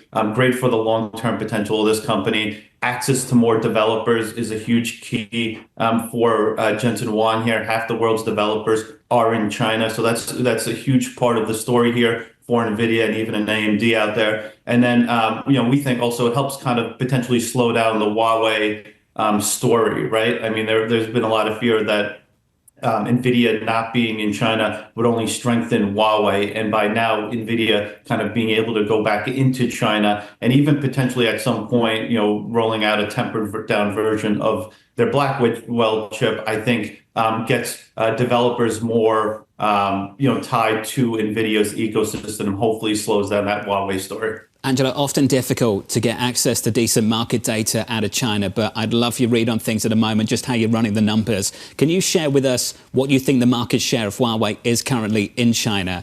And given that the last 12 months of business for NVIDIA has been highly disrupted, how you think about things looking 12 months out, their share of revenue going forward, and ultimately the kind of slice that the White House can anticipate?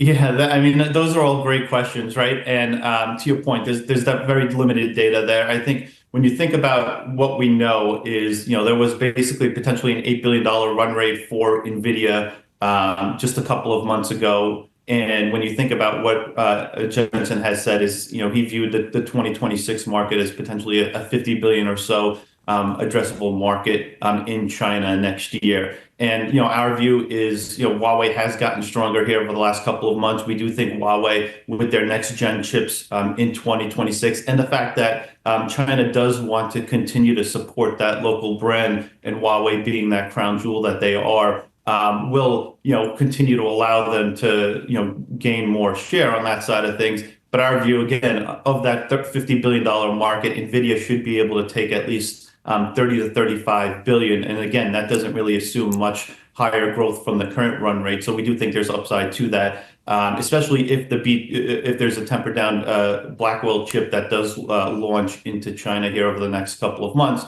And on the AMD side, it's going to be a lot smaller in nature, but we think at least 3 to 5 billion from their perspective. So you could almost kind of back into what Huawei would be on that side of things. But Huawei is going to be kind of a key, you know, story for China here over the next couple of years. And as far as the administration is concerned here, I do think they do want to make sure that, that I think their growth agenda really over the next couple of years under the Trump administration is going to be tied to AI. So having access to those developers, what Jensen is kind of throwing into the U.S. administration, I think means a lot to how the relationship between China and the U.S. is going to go here. Does it basically mean that export licenses are now for sale in the United States?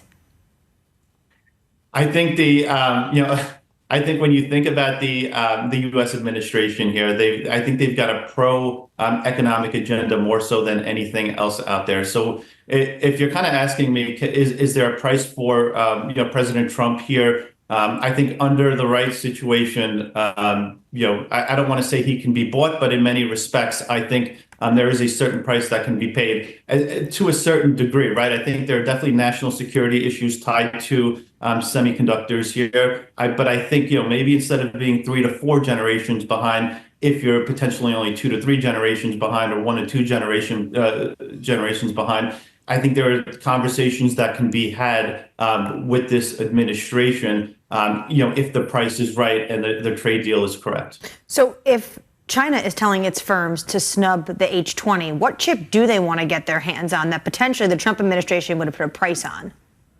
Yeah, I mean, listen, I think when you think about the Chinese market here, it is really all about the developers, and the developers continue to be really tied and tethered to NVIDIA's software ecosystem, and that's why it's really important for developers in China to have access to the H20 right now. And again, I think ideally, the H20 is not suited for machine learning. It's great for inferencing, and I think similar when you see a tempered down version of a Blackwell chip. Again, it'll be Blackwell is kind of this inferencing massive platform out there. So I think when you think about the Chinese, when you think about China, they'd love to have that next gen platform. But, I don't know if there's kind of a situation out there where they're going to exactly get what they want from the U.S. administration. That is kind of the next latest and greatest chip.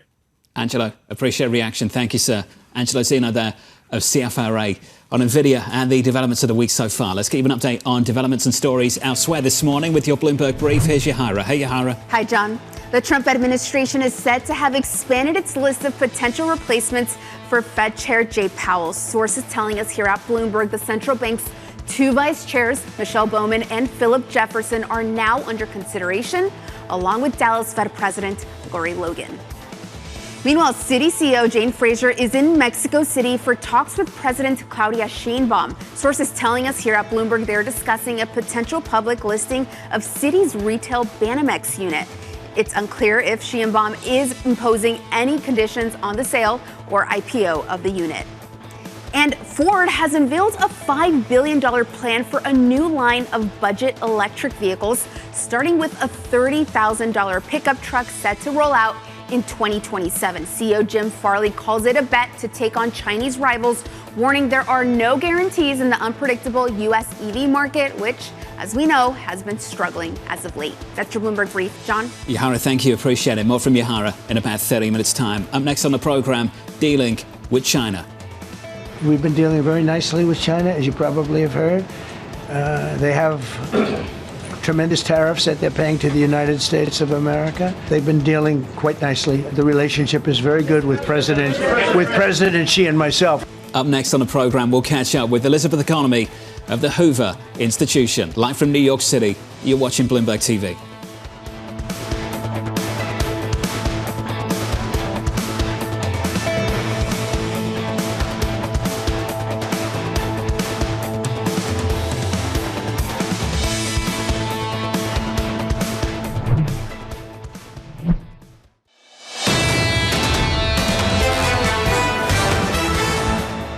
Inflation data 42 minutes away. The estimates look like this. Core CPI month over month 0.3%. That's the median. The range is wide, 0.1 to 0.4, and the uncertainty is high. This from Citi just moments ago. Andrew Honhorst expecting the larger and more widespread upside to goods prices not likely until the fall. This is going to take a few months. That's the latest data you can anticipate in about 40 minutes' time. Here's the price action going absolutely nowhere going into it. We're down just 0.1% on the S&P. Similar move on the Nasdaq 100. And the surveillance elsewhere this morning, dealing with China. China tariff deadline is tonight, but do you plan to extend that? We'll see what happens. We've been dealing very nicely with China, as you probably have heard. They have tremendous tariffs that they're paying to the United States of America. And we'll see what happens. They've been dealing quite nicely. The relationship is very good with President Xi and myself. Here's the latest this morning. President Donald Trump waiting until the 11th hour to extend the China trade truce for another 90 days, saying all elements of the agreement remain the same. Bloomberg's Ender Karen joins us now for more. Ender, welcome back to the programme, sir. It's been too long. Please translate the following. They've been dealing quite nicely. The relationship is very good with President Xi and myself. What does that mean, Ender? Well, it certainly means they've got a new window now for negotiations, Jonathan, on these tariffs. You remember the tariffs, had that pause not gone into effect, you would have been talking about tariffs in the 50-odd% range today. Instead, they're sticking at that 30% area. Obviously, the effective tariff range is much higher, but the broad point is tariffs are on hold for now, a new window for negotiations on all those topics such as export controls, fentanyl, maybe more soybean purchases, and of course, excess capacity on the Chinese side. So all these issues are on the table, and on paper at least, taking this at face value, the thinking is it may lead to some kind of agreement in the fall when the two leaders have an opportunity to meet at one of those fall summits, perhaps one in South Korea, for example, and perhaps they can ink a kind of a trade deal there. But as I say, that's the headline take on it. Obviously, under the bonnet, there are a lot of tensions and differences still to be played out on all of this. And Karen, down in Washington, D.C. Let's explore some of those differences. Joining us now, Elizabeth Economy of the Hoover Institution and the former senior advisor for China in the Commerce Department under President Biden. Elizabeth, welcome back to the programme. It's good to hear from you. I want to lean on your expertise here and your experience and something I know you're thinking about at the moment. Are we blurring the lines between national security and trade? Yeah, I mean, I think that is a question that was clearly raised over the past week or two with President Trump's decision to reverse his administration's earlier decision, April decision, to put the export controls on NVIDIA's H20 chip. Typically you put an export control on technology that you believe could contribute to, a country or companies in that country developing military capabilities that will undermine your national security. So that was the decision that the administration made just in April.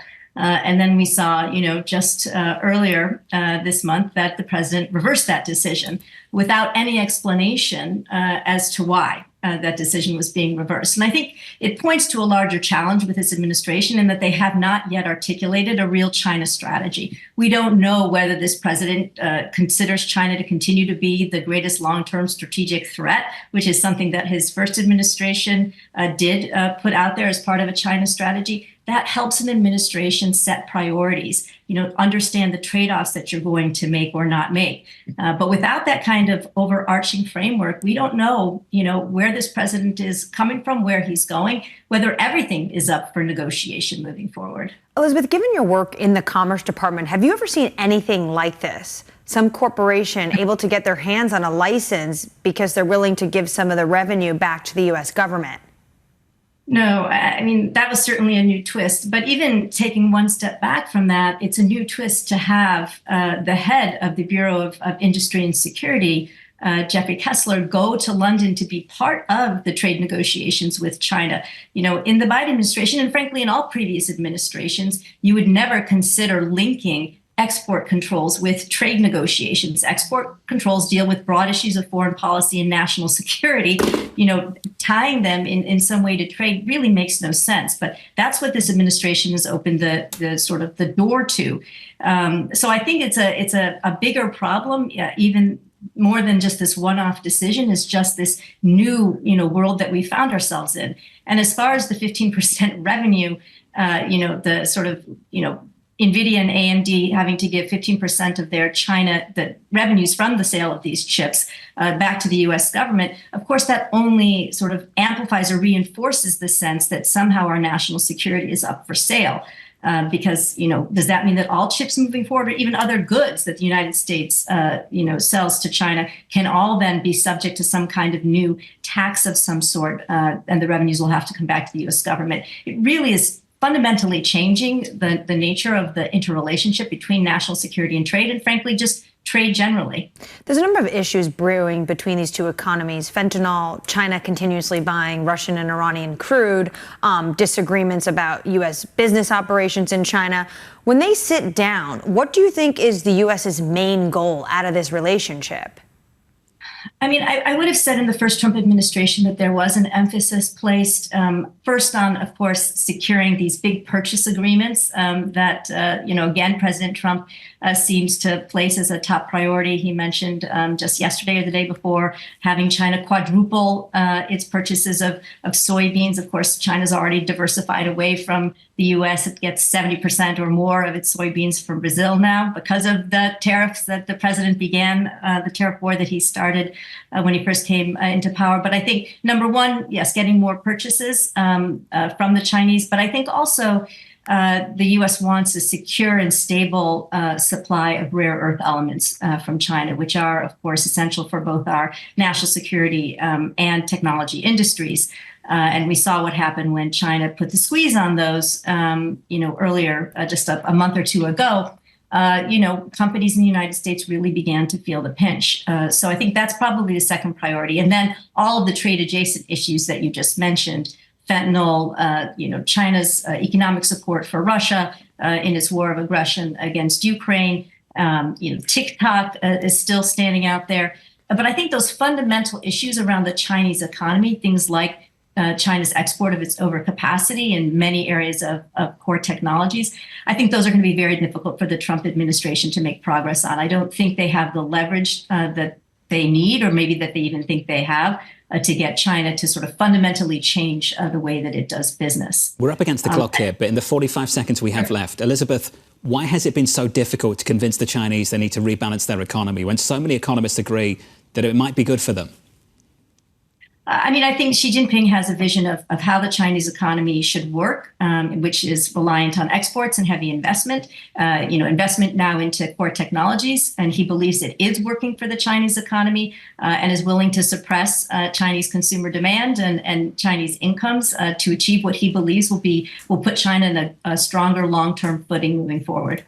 Elizabeth Economy of the Hoover Institution. Elizabeth, thank you. Appreciate it, as always. That final point is so important. Treasury Secretary Scott Bessent has been on top of this now for quite a while. Pushing this economy, this country to rebalance is a big goal of his. It's incredibly difficult to achieve. Incredibly difficult. And even when the U.S. was pretty much taken off the market for them with those sky-high tariffs, what did we see? We saw their imports, their exports into other economies like the European Union actually go up. They will find a place to dump. Up next on the programme, one story dominates everything in financial markets worldwide. Inflation data on deck, 34 minutes away. We'll catch up with Greg Peters of PGIM Fixed Income, Sucharita Kodali of Forrester, Tiffany of Pimco, David Kelly of JPMorgan Asset Management. The third hour of Bloomberg Surveillance, up next.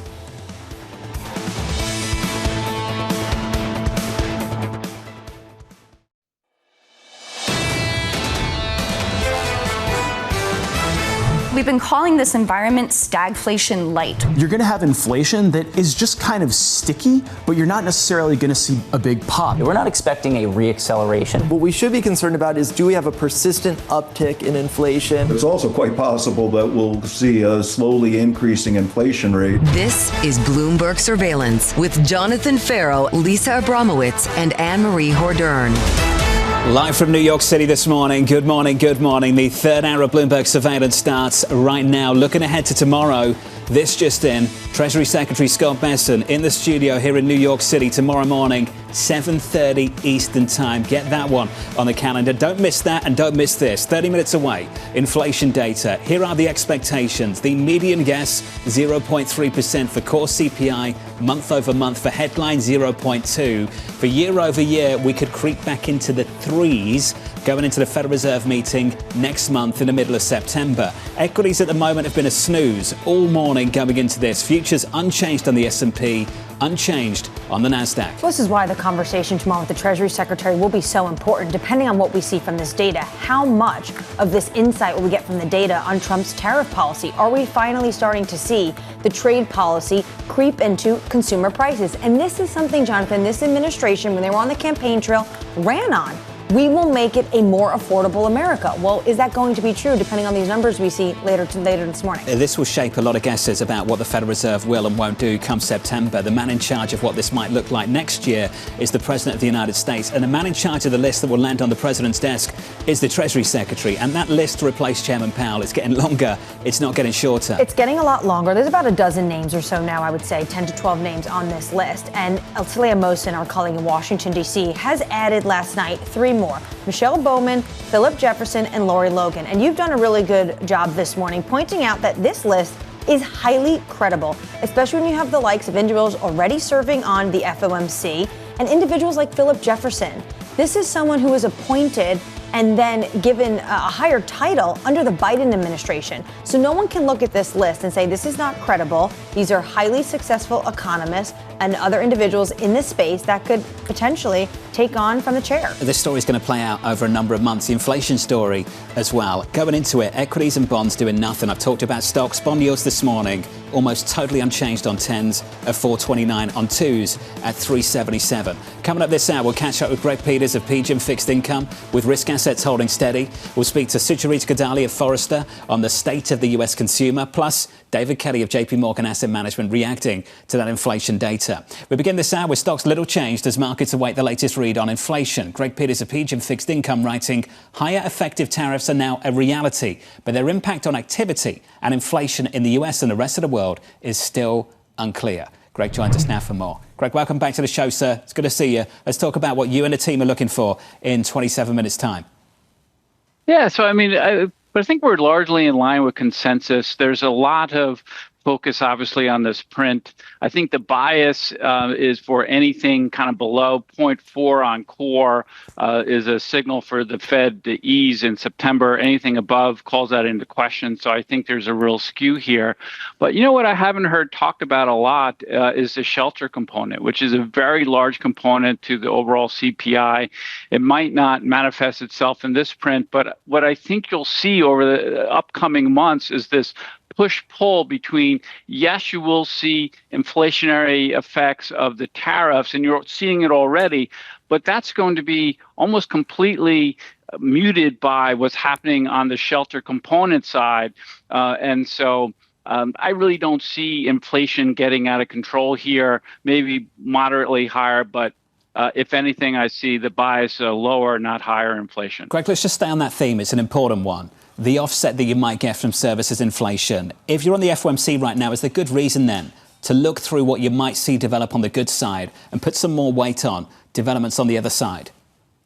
I think so. I mean, I think that's the story. I mean, it is manifesting itself in payrolls too, and the labor force, right? So what you're seeing is companies have a couple decisions to make, of course, whether they eat the tariff, they lay off workers in order to defend margins, or raise prices, right? And what I think you're seeing is just a cooling in the job market writ large, and I think that's due to tariffs. And I think that should be the focus of the FOMC. And my suspicion is anything other than a really hot print around, CPI will, move them forward as far as the rate cutting cycle is concerned. Greg, do you have an understanding yet of exactly how the tariffs are impacting consumers? What percentage are they paying if, say, the new average rate is 15%?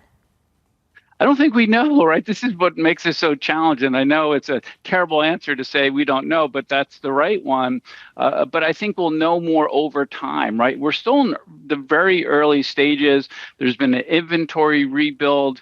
There's been an ever-changing kind of tariffing rate. So I just don't think we know yet. But I do think over time, that cost will be passed on. And once again, it's going to be passed on either through less labor demand or increase in prices. But I'll tell you what we are seeing is that companies that are actually more levered, that have to defend their margins and must pass those price through, they're actually doing so.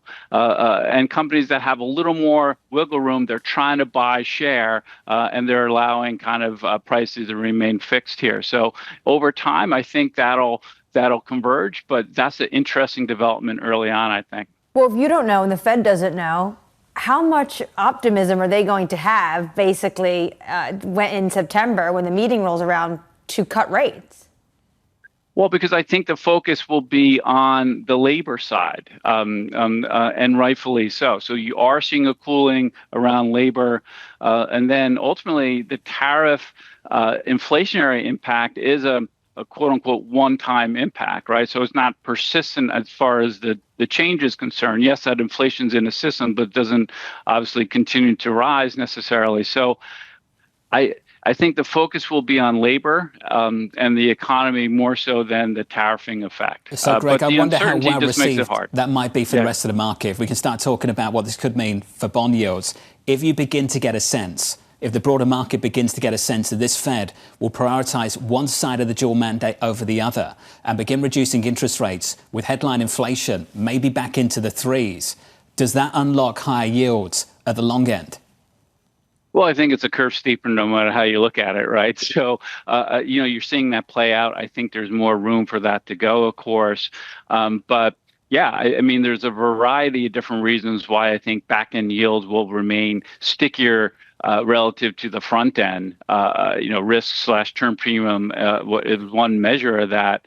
And that's why I think what's kind of lost in here is that all this focus on the Fed reducing interest rates in order to get mortgage rates down and help the consumer, so on and so forth, that's going to be offset by the term premium effect, right? So you're not going to see the same pass-through into mortgage rates, as an example. And I think it's going to be somewhat of a self-limiting strategy. We saw an episode of this drama just last year.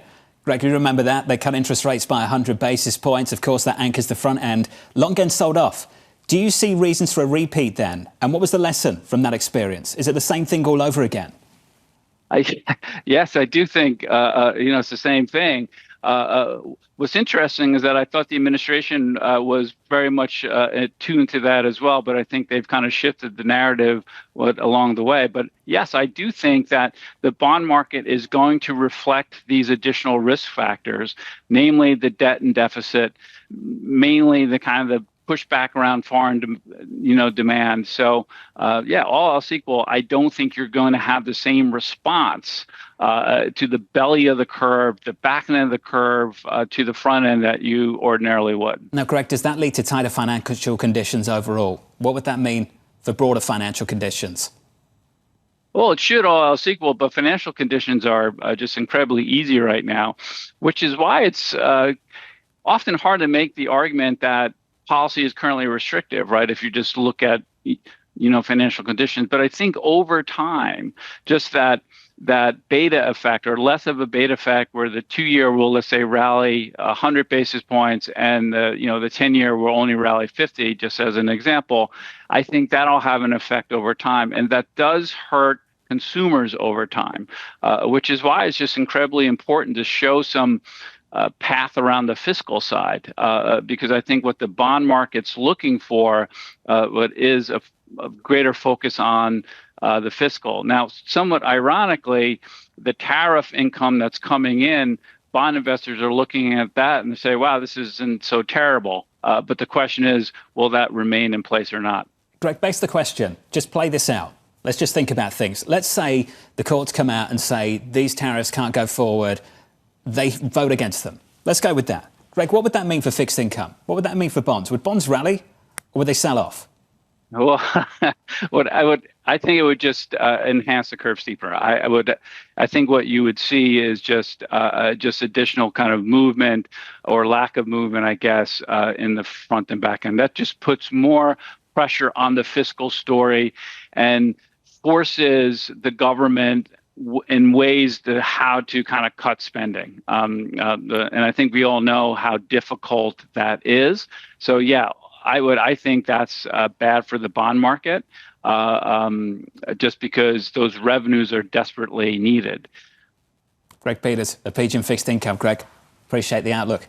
Greg Peters there, looking ahead to inflation and looking ahead to what might happen if the courts strike down these tariffs. Well, two things I'd say. It would definitely hurt their talking points, because a lot of the times when they talk about the offset to the one big beautiful bill is the fact that the CBO does not dynamic score with the tariff money coming in. So that's their first issue. The second, though, I would say is that we might get a knee-jerk market reaction, but then the market would realize the tariffs can stay. They're just going to have to use a different path forward. No more IEEPA. They're going to have to use 232, 301. There are other ways to enact a tariff agenda without using this broad sweeping IEEPA plan. It gets messier, potentially more volatile. Nothing volatile about this morning so far. That might change in about 20 minutes when inflation data drops. Let's give you an update on stories elsewhere so far this morning with your Bloomberg brief. Here's Yahara. Hey, Yahara. Hi, John. Chinese authorities are discouraging local companies from using NVIDIA's H20 processor, especially for government-related purposes. Sources telling us here at Bloomberg that Chinese officials are worried the chips could have location tracking capabilities and remote shutdown capabilities. NVIDIA denies that. Sticking with China, Chinese real estate giant Evergrande Group will be delisted from Hong Kong's stock exchange. The move marks the end of an era, with Evergrande at one point being the country's largest developer by sales, but its downfall symbolizing China's sweeping real estate crisis. Shares will be removed on August 25th.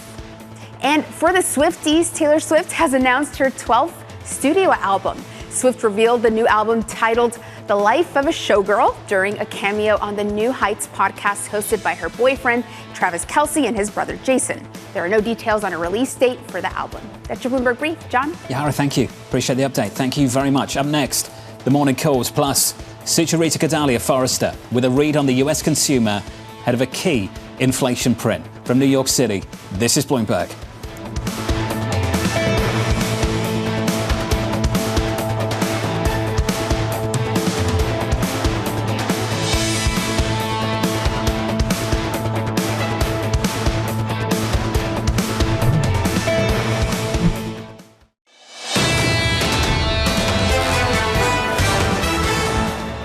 Number this morning, what is most important is not only what's happening on the goods side, where most of the worries are about inflation, but the fact that ISM services paid for the last several months have started to move higher. Service sector inflation could also be a very important part of the number that comes out here at 8:30. Torsten Slok of Apollo, just absolutely fantastic, joining us on the programme a little bit earlier, anticipating the data point we're all looking forward to. 15 minutes away, inflation data in America. Equities trading water into it, unchanged on the S&P, likewise on the Nasdaq 100. That's the price action.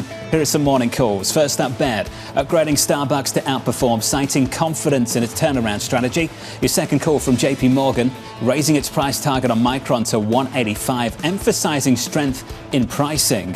And your third and final call from Loop Capital, upgrading 5 below to buy, highlighting recent merchandise and pricing changes. That stock is up by 1.6%. Let's stick with the consumer. CPI data just minutes away. Sucharita Kodali covers retail for Forrester and joins us now for more. Sucharita, welcome to the program. Welcome back, I should say. Let's look ahead to this data point in 14 minutes' time. What's the pass-through that you've gauged so far from the tariffs, which are now fixed in many cases, to the consumer?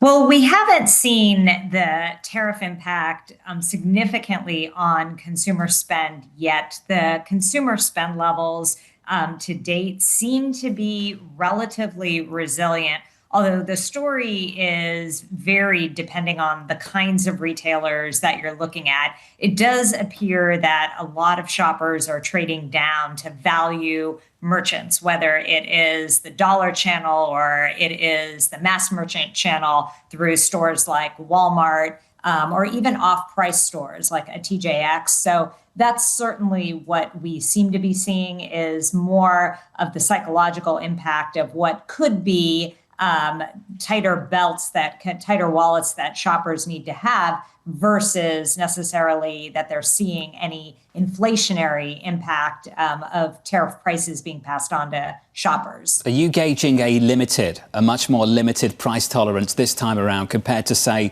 the inflation scare coming out of the pandemic?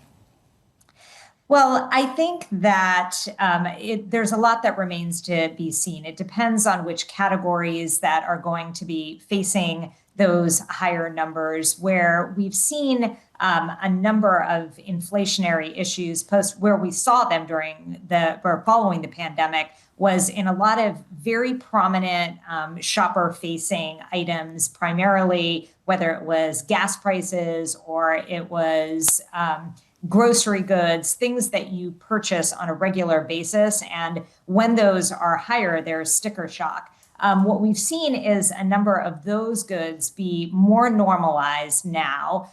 We're actually seeing deflation in categories like apparel, which also are extremely consumer facing. And a lot of the inflation numbers now are in utilities, they are in shelter, in home, and it's in categories that are not necessarily that closely tied to the consumer goods that we saw being the biggest issues post-pandemic. Sucharita, how long will it take to see the entire impact on the supply chain of the tariff rates? Well, it's still it's still very early to tell, because there have already been so many preemptive actions that a number of suppliers and merchants and retailers have done. They've done everything from drastic moves like trying to reconfigure their manufacturing bases to they've front-loaded a lot of inventory earlier in the year. They may be housing some of that in bonded warehouses, or they're managing some of that merchandise in other ways.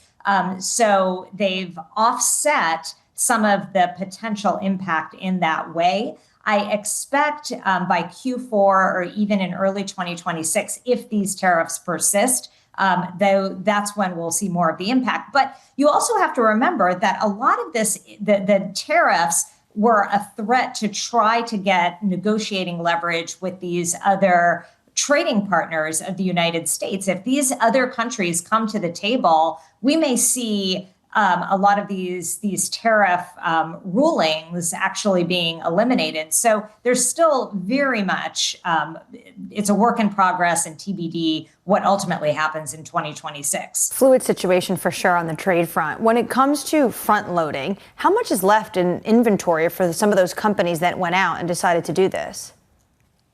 Well, from the conversations that I've had with merchants, there is enough to take them through Q3 for certain, and even probably for some of their key goods into Q4. You have to remember that in a number of categories, they're highly seasonal. And for some of their best sellers, they have either negotiated deals that can ensure that those prices are going to go, that will hopefully they will remain stable and they'll have enough inventory to not run out of stock like we saw issues during the pandemic and following the pandemic.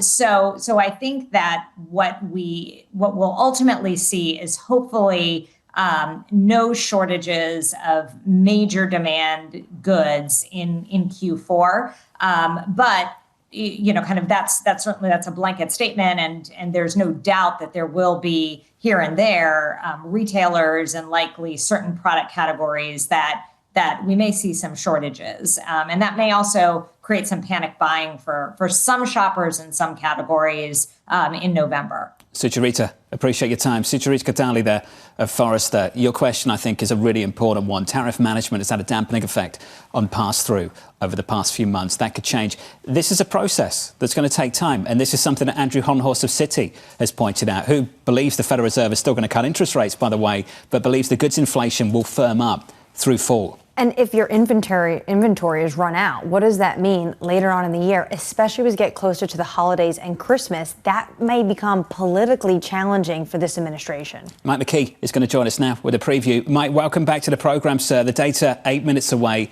What are you looking for in just a moment?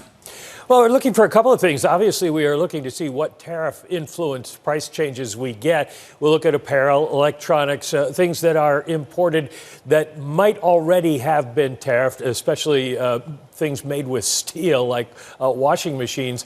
But we're also going to be looking, and Torsten Slok brought this up with you guys, at services prices. There's a feeling that a decline we've seen in airfares is going to reverse, and the same will be true with lodging away from home.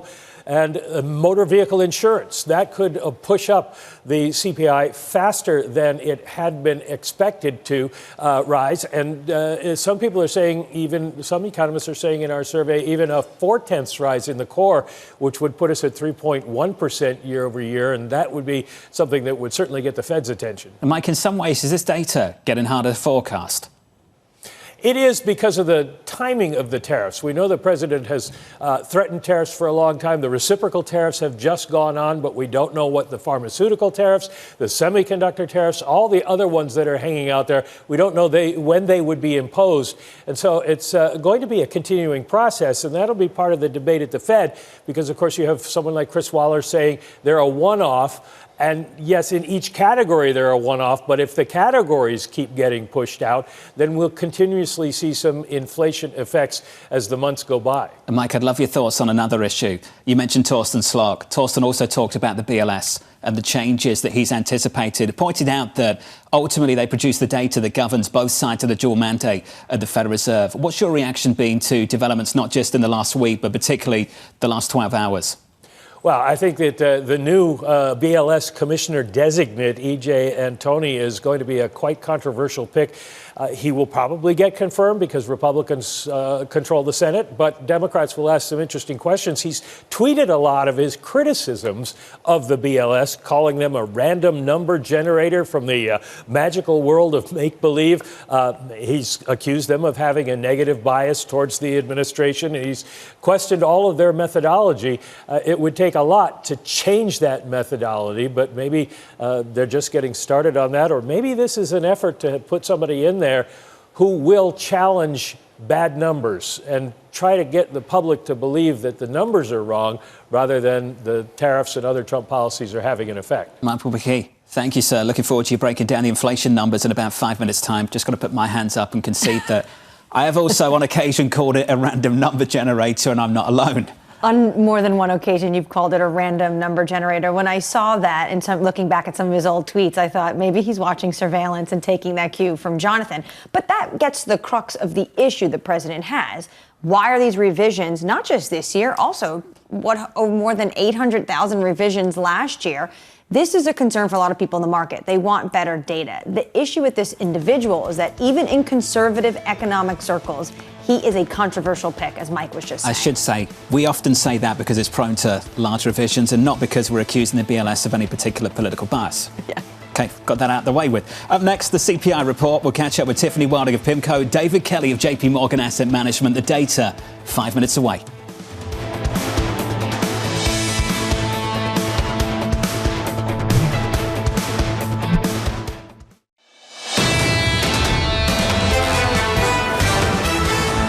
Inflation data 25 seconds away. Your scores going into CPI shaping up as follows on the S&P 500, almost totally unchanged. On the Nasdaq 100, firmer by 0.1%. Some outperformance on the Russell. The small caps are by 0.4. In the bond market, 2-year, 10-year, 30-year bond yield shaping up as follows, unchanged as well. This market has been a snooze all morning, anticipating this number. The 10-year at 428.49, the 2-year at 377. With your economic data, here's Mike McKee. Good morning, Mike.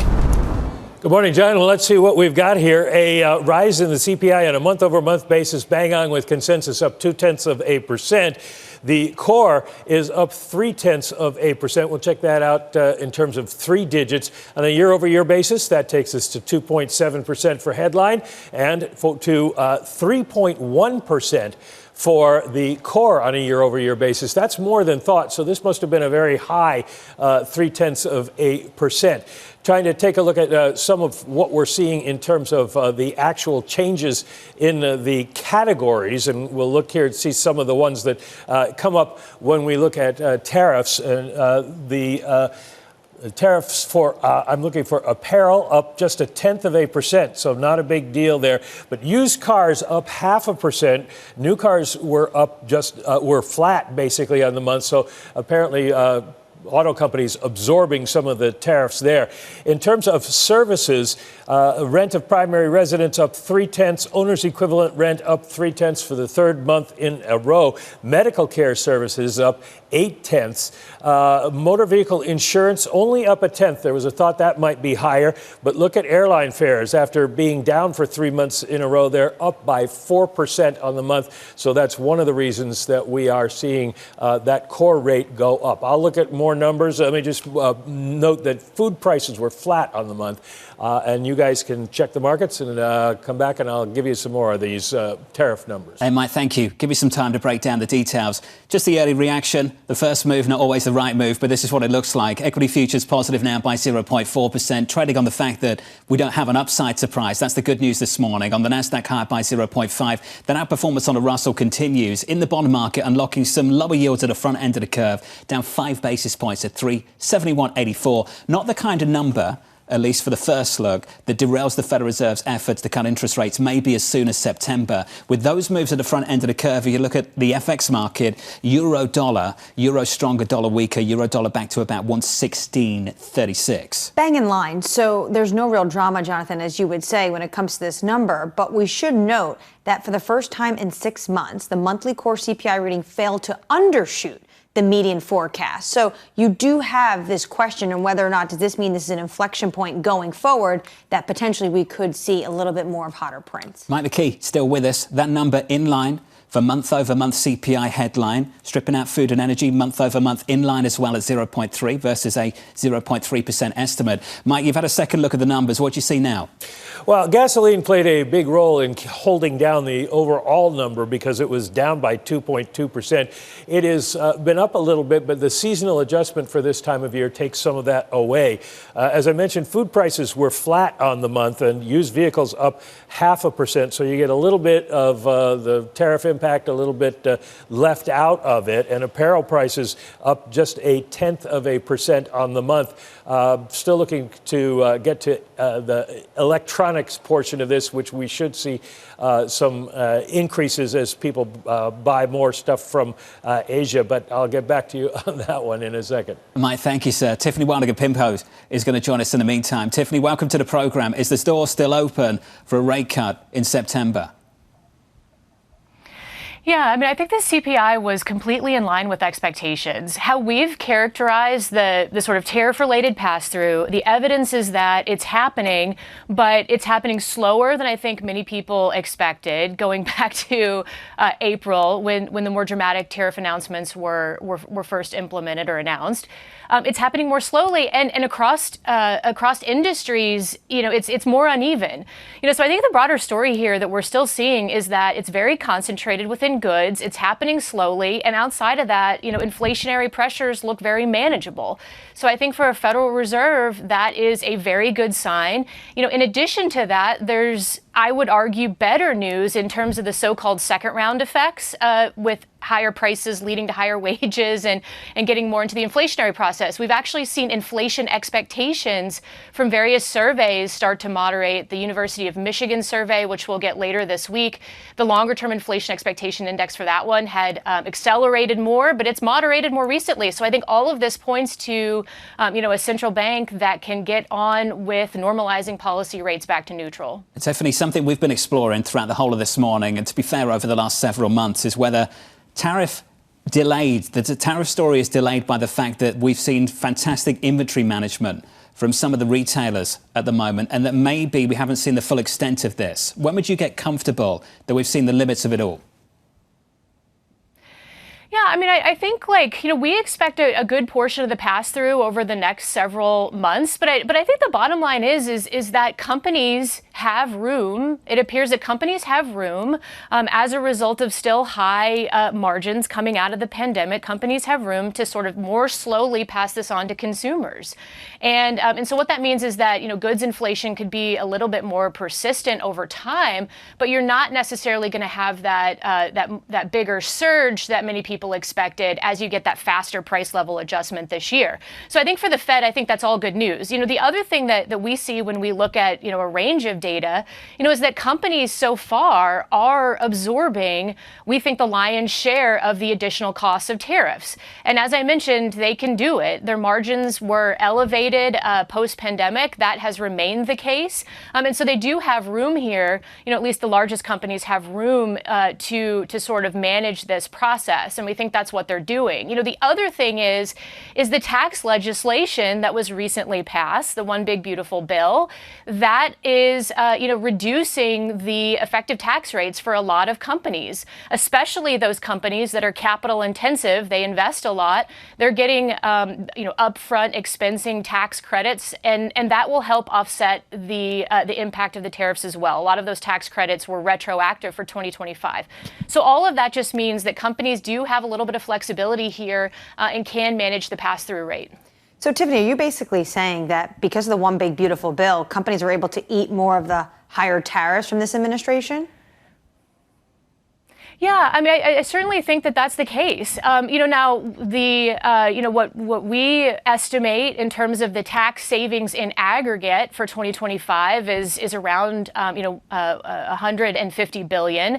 The tariff tax collections that are happening, we annualize at about 350 billion. So the tax legislation is not completely offsetting the additional taxes paid by tariffs, but it certainly is in mitigating some of it. And so that's why, we've argued you'll still see, we think, some pass-through of higher tariffs onto prices. You'll get some price adjustment.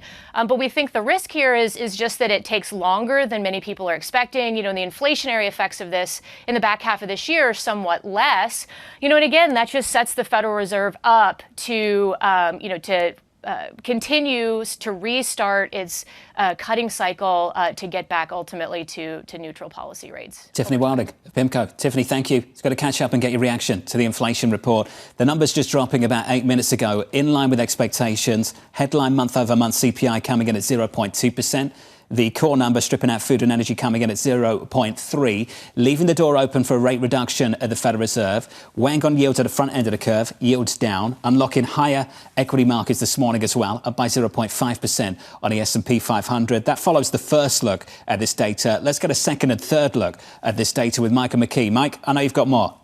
Yeah, John, we're looking to see what the impact of tariffs is, and it's very mixed. We are seeing tariff impacts in certain areas, but in some of the areas you'd think would be showing some more movement, they are not. One thing that stands out is tomatoes, up 3.3%. Remember, the president put a tariff on Mexican imported tomatoes. Coffee prices, and we've got a tariff on Brazil, up 2.3%.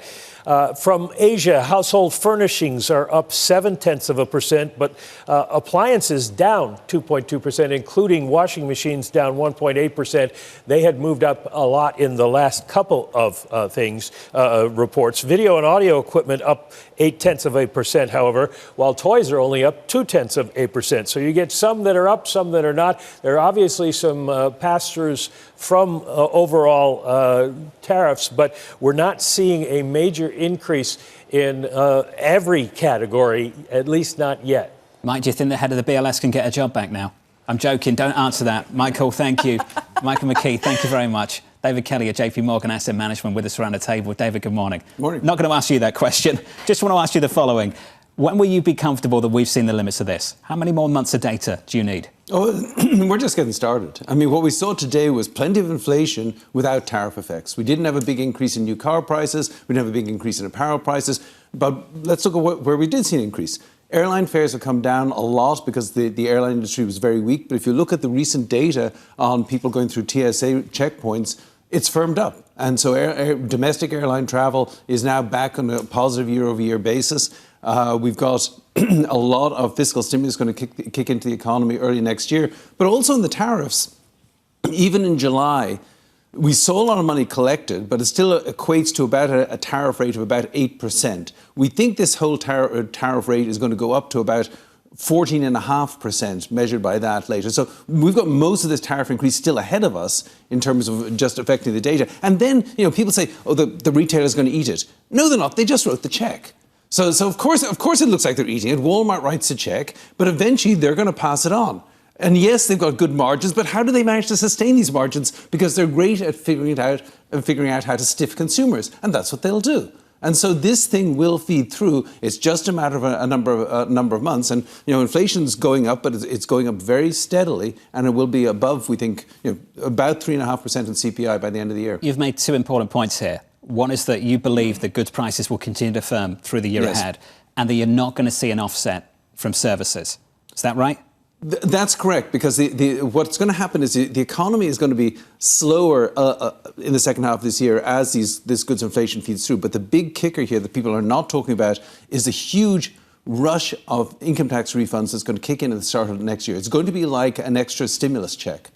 And that, we've seen what happens. You give him as a cookie, he's going to want a glass of milk. You give an American consumer a stimulus check, they will spend it. And you're going to have a surge of spending in the first half of next year with limited supply because of all these tariff and supply chain disruptions. You're going to get a second round of inflation, which is going to sustain inflation well above 3%, which begs the question of, why again is the Fed cutting? Well, that was if inflation's heading the wrong way slowly. That was my next question to you. What does the Fed do with this kind of data? They should stay on hold. I think there's very little argument that in favor of the Fed cutting rates. Rates are not abnormally high. I don't know why they think 3% is a neutral rate in the long run. It doesn't equate to history before the pandemic. I think something 4.5% is more of a neutral rate anyway.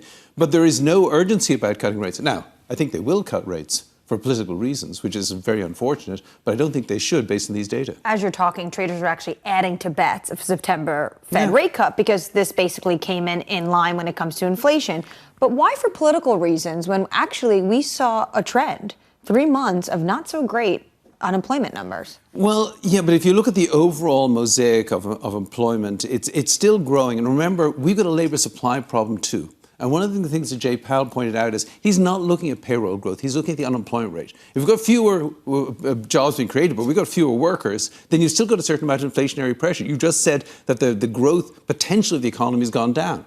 Well, they can't do anything about that. So if you're not, this economy is not going to spark a huge surge in unemployment. And I think the basic point is by the end of the year, we think maybe 4.5% unemployment. We think over 3% in inflation. They're missing their inflation target by more than unemployment. Therefore, they shouldn't be cutting. Just tallying this up, though, but you believe they will be cutting. So you've got a Federal Reserve cutting interest rates at a time when inflation is picking up. And the key phrase you used was second-round effects. You don't believe this is a one-off. You're actually going to see second-round effects in the first half of 26. Yeah. What's your market view on top of that? Well, so I think the market view is not too bad because I think, for political reasons, I think unfortunately the Fed will cut twice this year, maybe 3 times next year. They'll get going and cutting. It's not going to really change the economy that much. But if you bring bring short rates down enough, it does push extra liquidity into the equity market. And so you could just maintain these bubbly asset markets. I mean, what we've got is a tortoise of an economy and a hare of a market. And we're just giving more sugar to the hare. That's the stock story. What about the fixed income story for bonds? Because we've had guest after guest come on this programme and say, get ready for a steeper yield curve. They go aggressive. At the front end, you're going to see yields lower. At the long end, you're going to see a questionable development. Well, it's again, it's hard for a tortoise-like economy to generate a really steep yield curve. So, but I think you could see rates move up a bit. I wouldn't be long duration here because I don't think this economy is going to go into recession. I think by the time the tariffs really hit, we're going to be on the verge of fiscal stimulus because of this income tax refund thing, and that will keep this economy moving forward.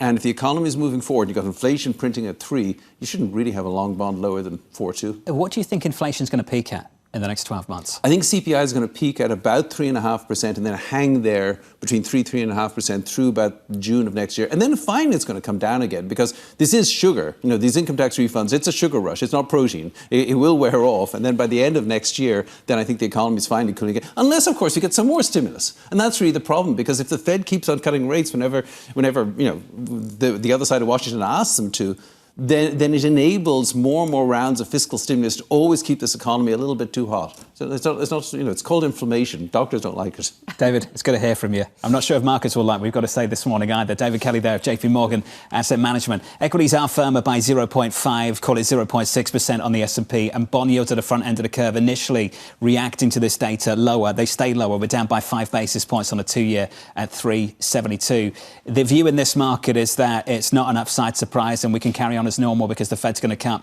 come September. And they're adding to more bets that September is not just on the table. September almost feels like, for some, a done deal. But when David talks, I'm reminded of what Mohamed El-Erian has said as well, that this market inflation picture is likely going to stay around 3%. And maybe the Fed actually, Mohamed's argument was, needs to start targeting a 3% inflation rate, not 2%.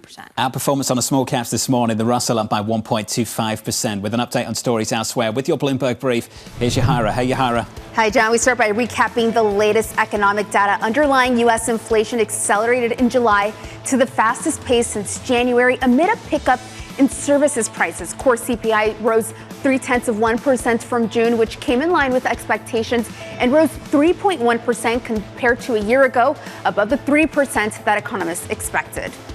Meanwhile, President Trump has named E.J. Antony to lead the Bureau of Labor Statistics after firing the previous chief following weak July payrolls data. Antony is chief economist of the conservative Heritage Foundation and has been vocal about his concerns with BLS jobs data and revisions. The position is subject to Senate confirmation.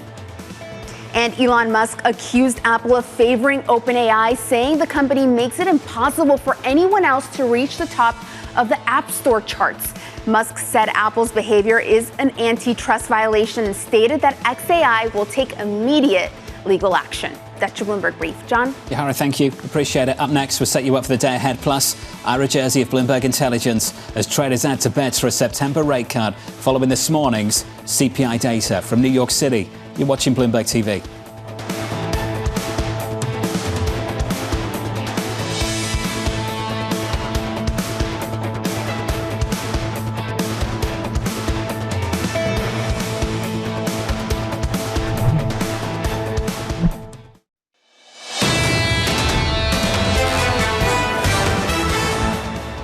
CPI was completely in line with expectations. How we've characterized the sort of tariff-related pass-through, the evidence is that it's happening, but it's happening slower than I think many people expected. The broader story here that we're still seeing is that it's very concentrated within goods. It's happening slowly, and outside of that, inflationary pressures look very manageable.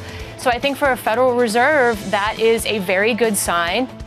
That was Tiffany Wilding of Pimco. Inflation data out just 21 minutes ago, and equities like what they don't see. They like what they don't see, and what we didn't see was an upside surprise. Equity futures positive by 0.6%. That data unlocking this move in the bond market. At the front end of the curve, yields lower on a 2-year bond yield in America right now. The 2-year Treasury yield at the moment down about 4 or 5 basis points to 3.72. With less than 1 hour to go until the opening bell, let's get you some morning movers. Here's Yahara. Hey, Yahara. Hi, John. The bar was high for one of the year's hottest IPOs, Circle Internet, and it appears it has cleared it, with shares up 11.5% in the pre-market. That's because investors are focusing on its stronger than expected revenue and shrugging off a bigger than expected loss in the second quarter. We'll see if these gains hold given that weak spot and given, as I said, that expectations are sky high, with this stock up 400% from its $31 IPO price. What a jump. Next up, we move on to another stock also rising, soaring 16% on holdings after delivering a surprisingly strong second quarter and lifting its outlook at a time when these footwear makers are under pressure due to tariffs, because like many others, On produces most of its shoes overseas in places like Vietnam, but it is undeterred, with the CEO saying that consumer energy remains high for its shoes. And we end on Tapestry. Shares are up 1.8%. This is a company that reports on Thursday, and ahead of that, Dana Telsey is raising her price target to $125. What Dana is saying that results will be powered by its Coach handbag unit, which she says is resonating well with younger shoppers, which makes sense because a Coach bag will run you about $300 to $500. Not thousands of dollars the way those luxury handbags are. John? Ira, appreciate it. Thank you very much. I wouldn't know. You might know. Coach is actually cool again. That's accessible. It's kind of on trend. Entry-level luxury. Yes, definitely. When did it stop being cool?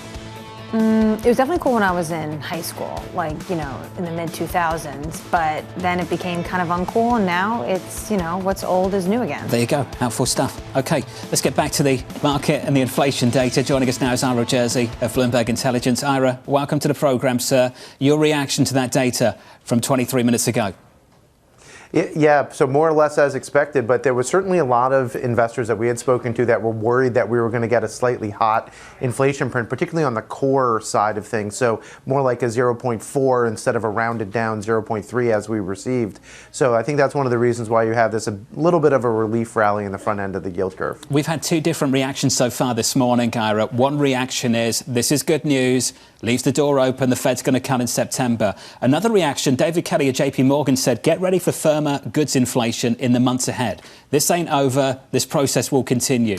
What's your reaction, and what would you put more weight on this morning?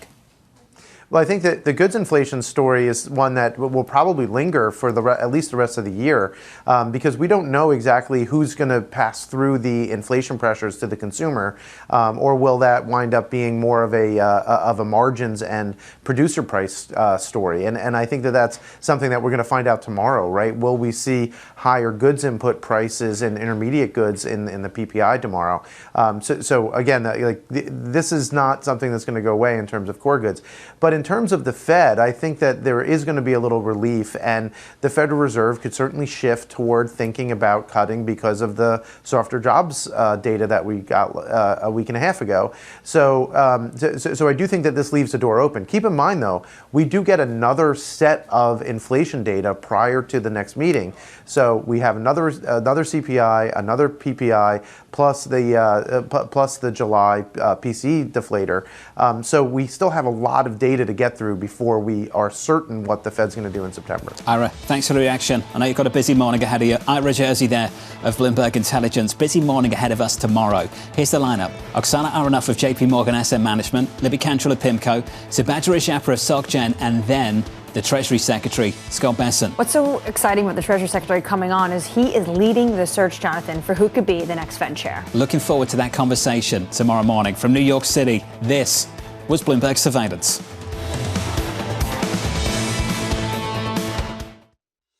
Day 5 at the Cincinnati Open. World number 1 Aryna Sabalenka had to battle the heat and Emma Raducanu on her way to the 4th round. The defending champion closing it out in the deciding set breaker after over 3 hours on court. 7 aces and 51 winners for Sabalenka in the victory. And don't forget, you can watch all the action live daily on Tennis Channel.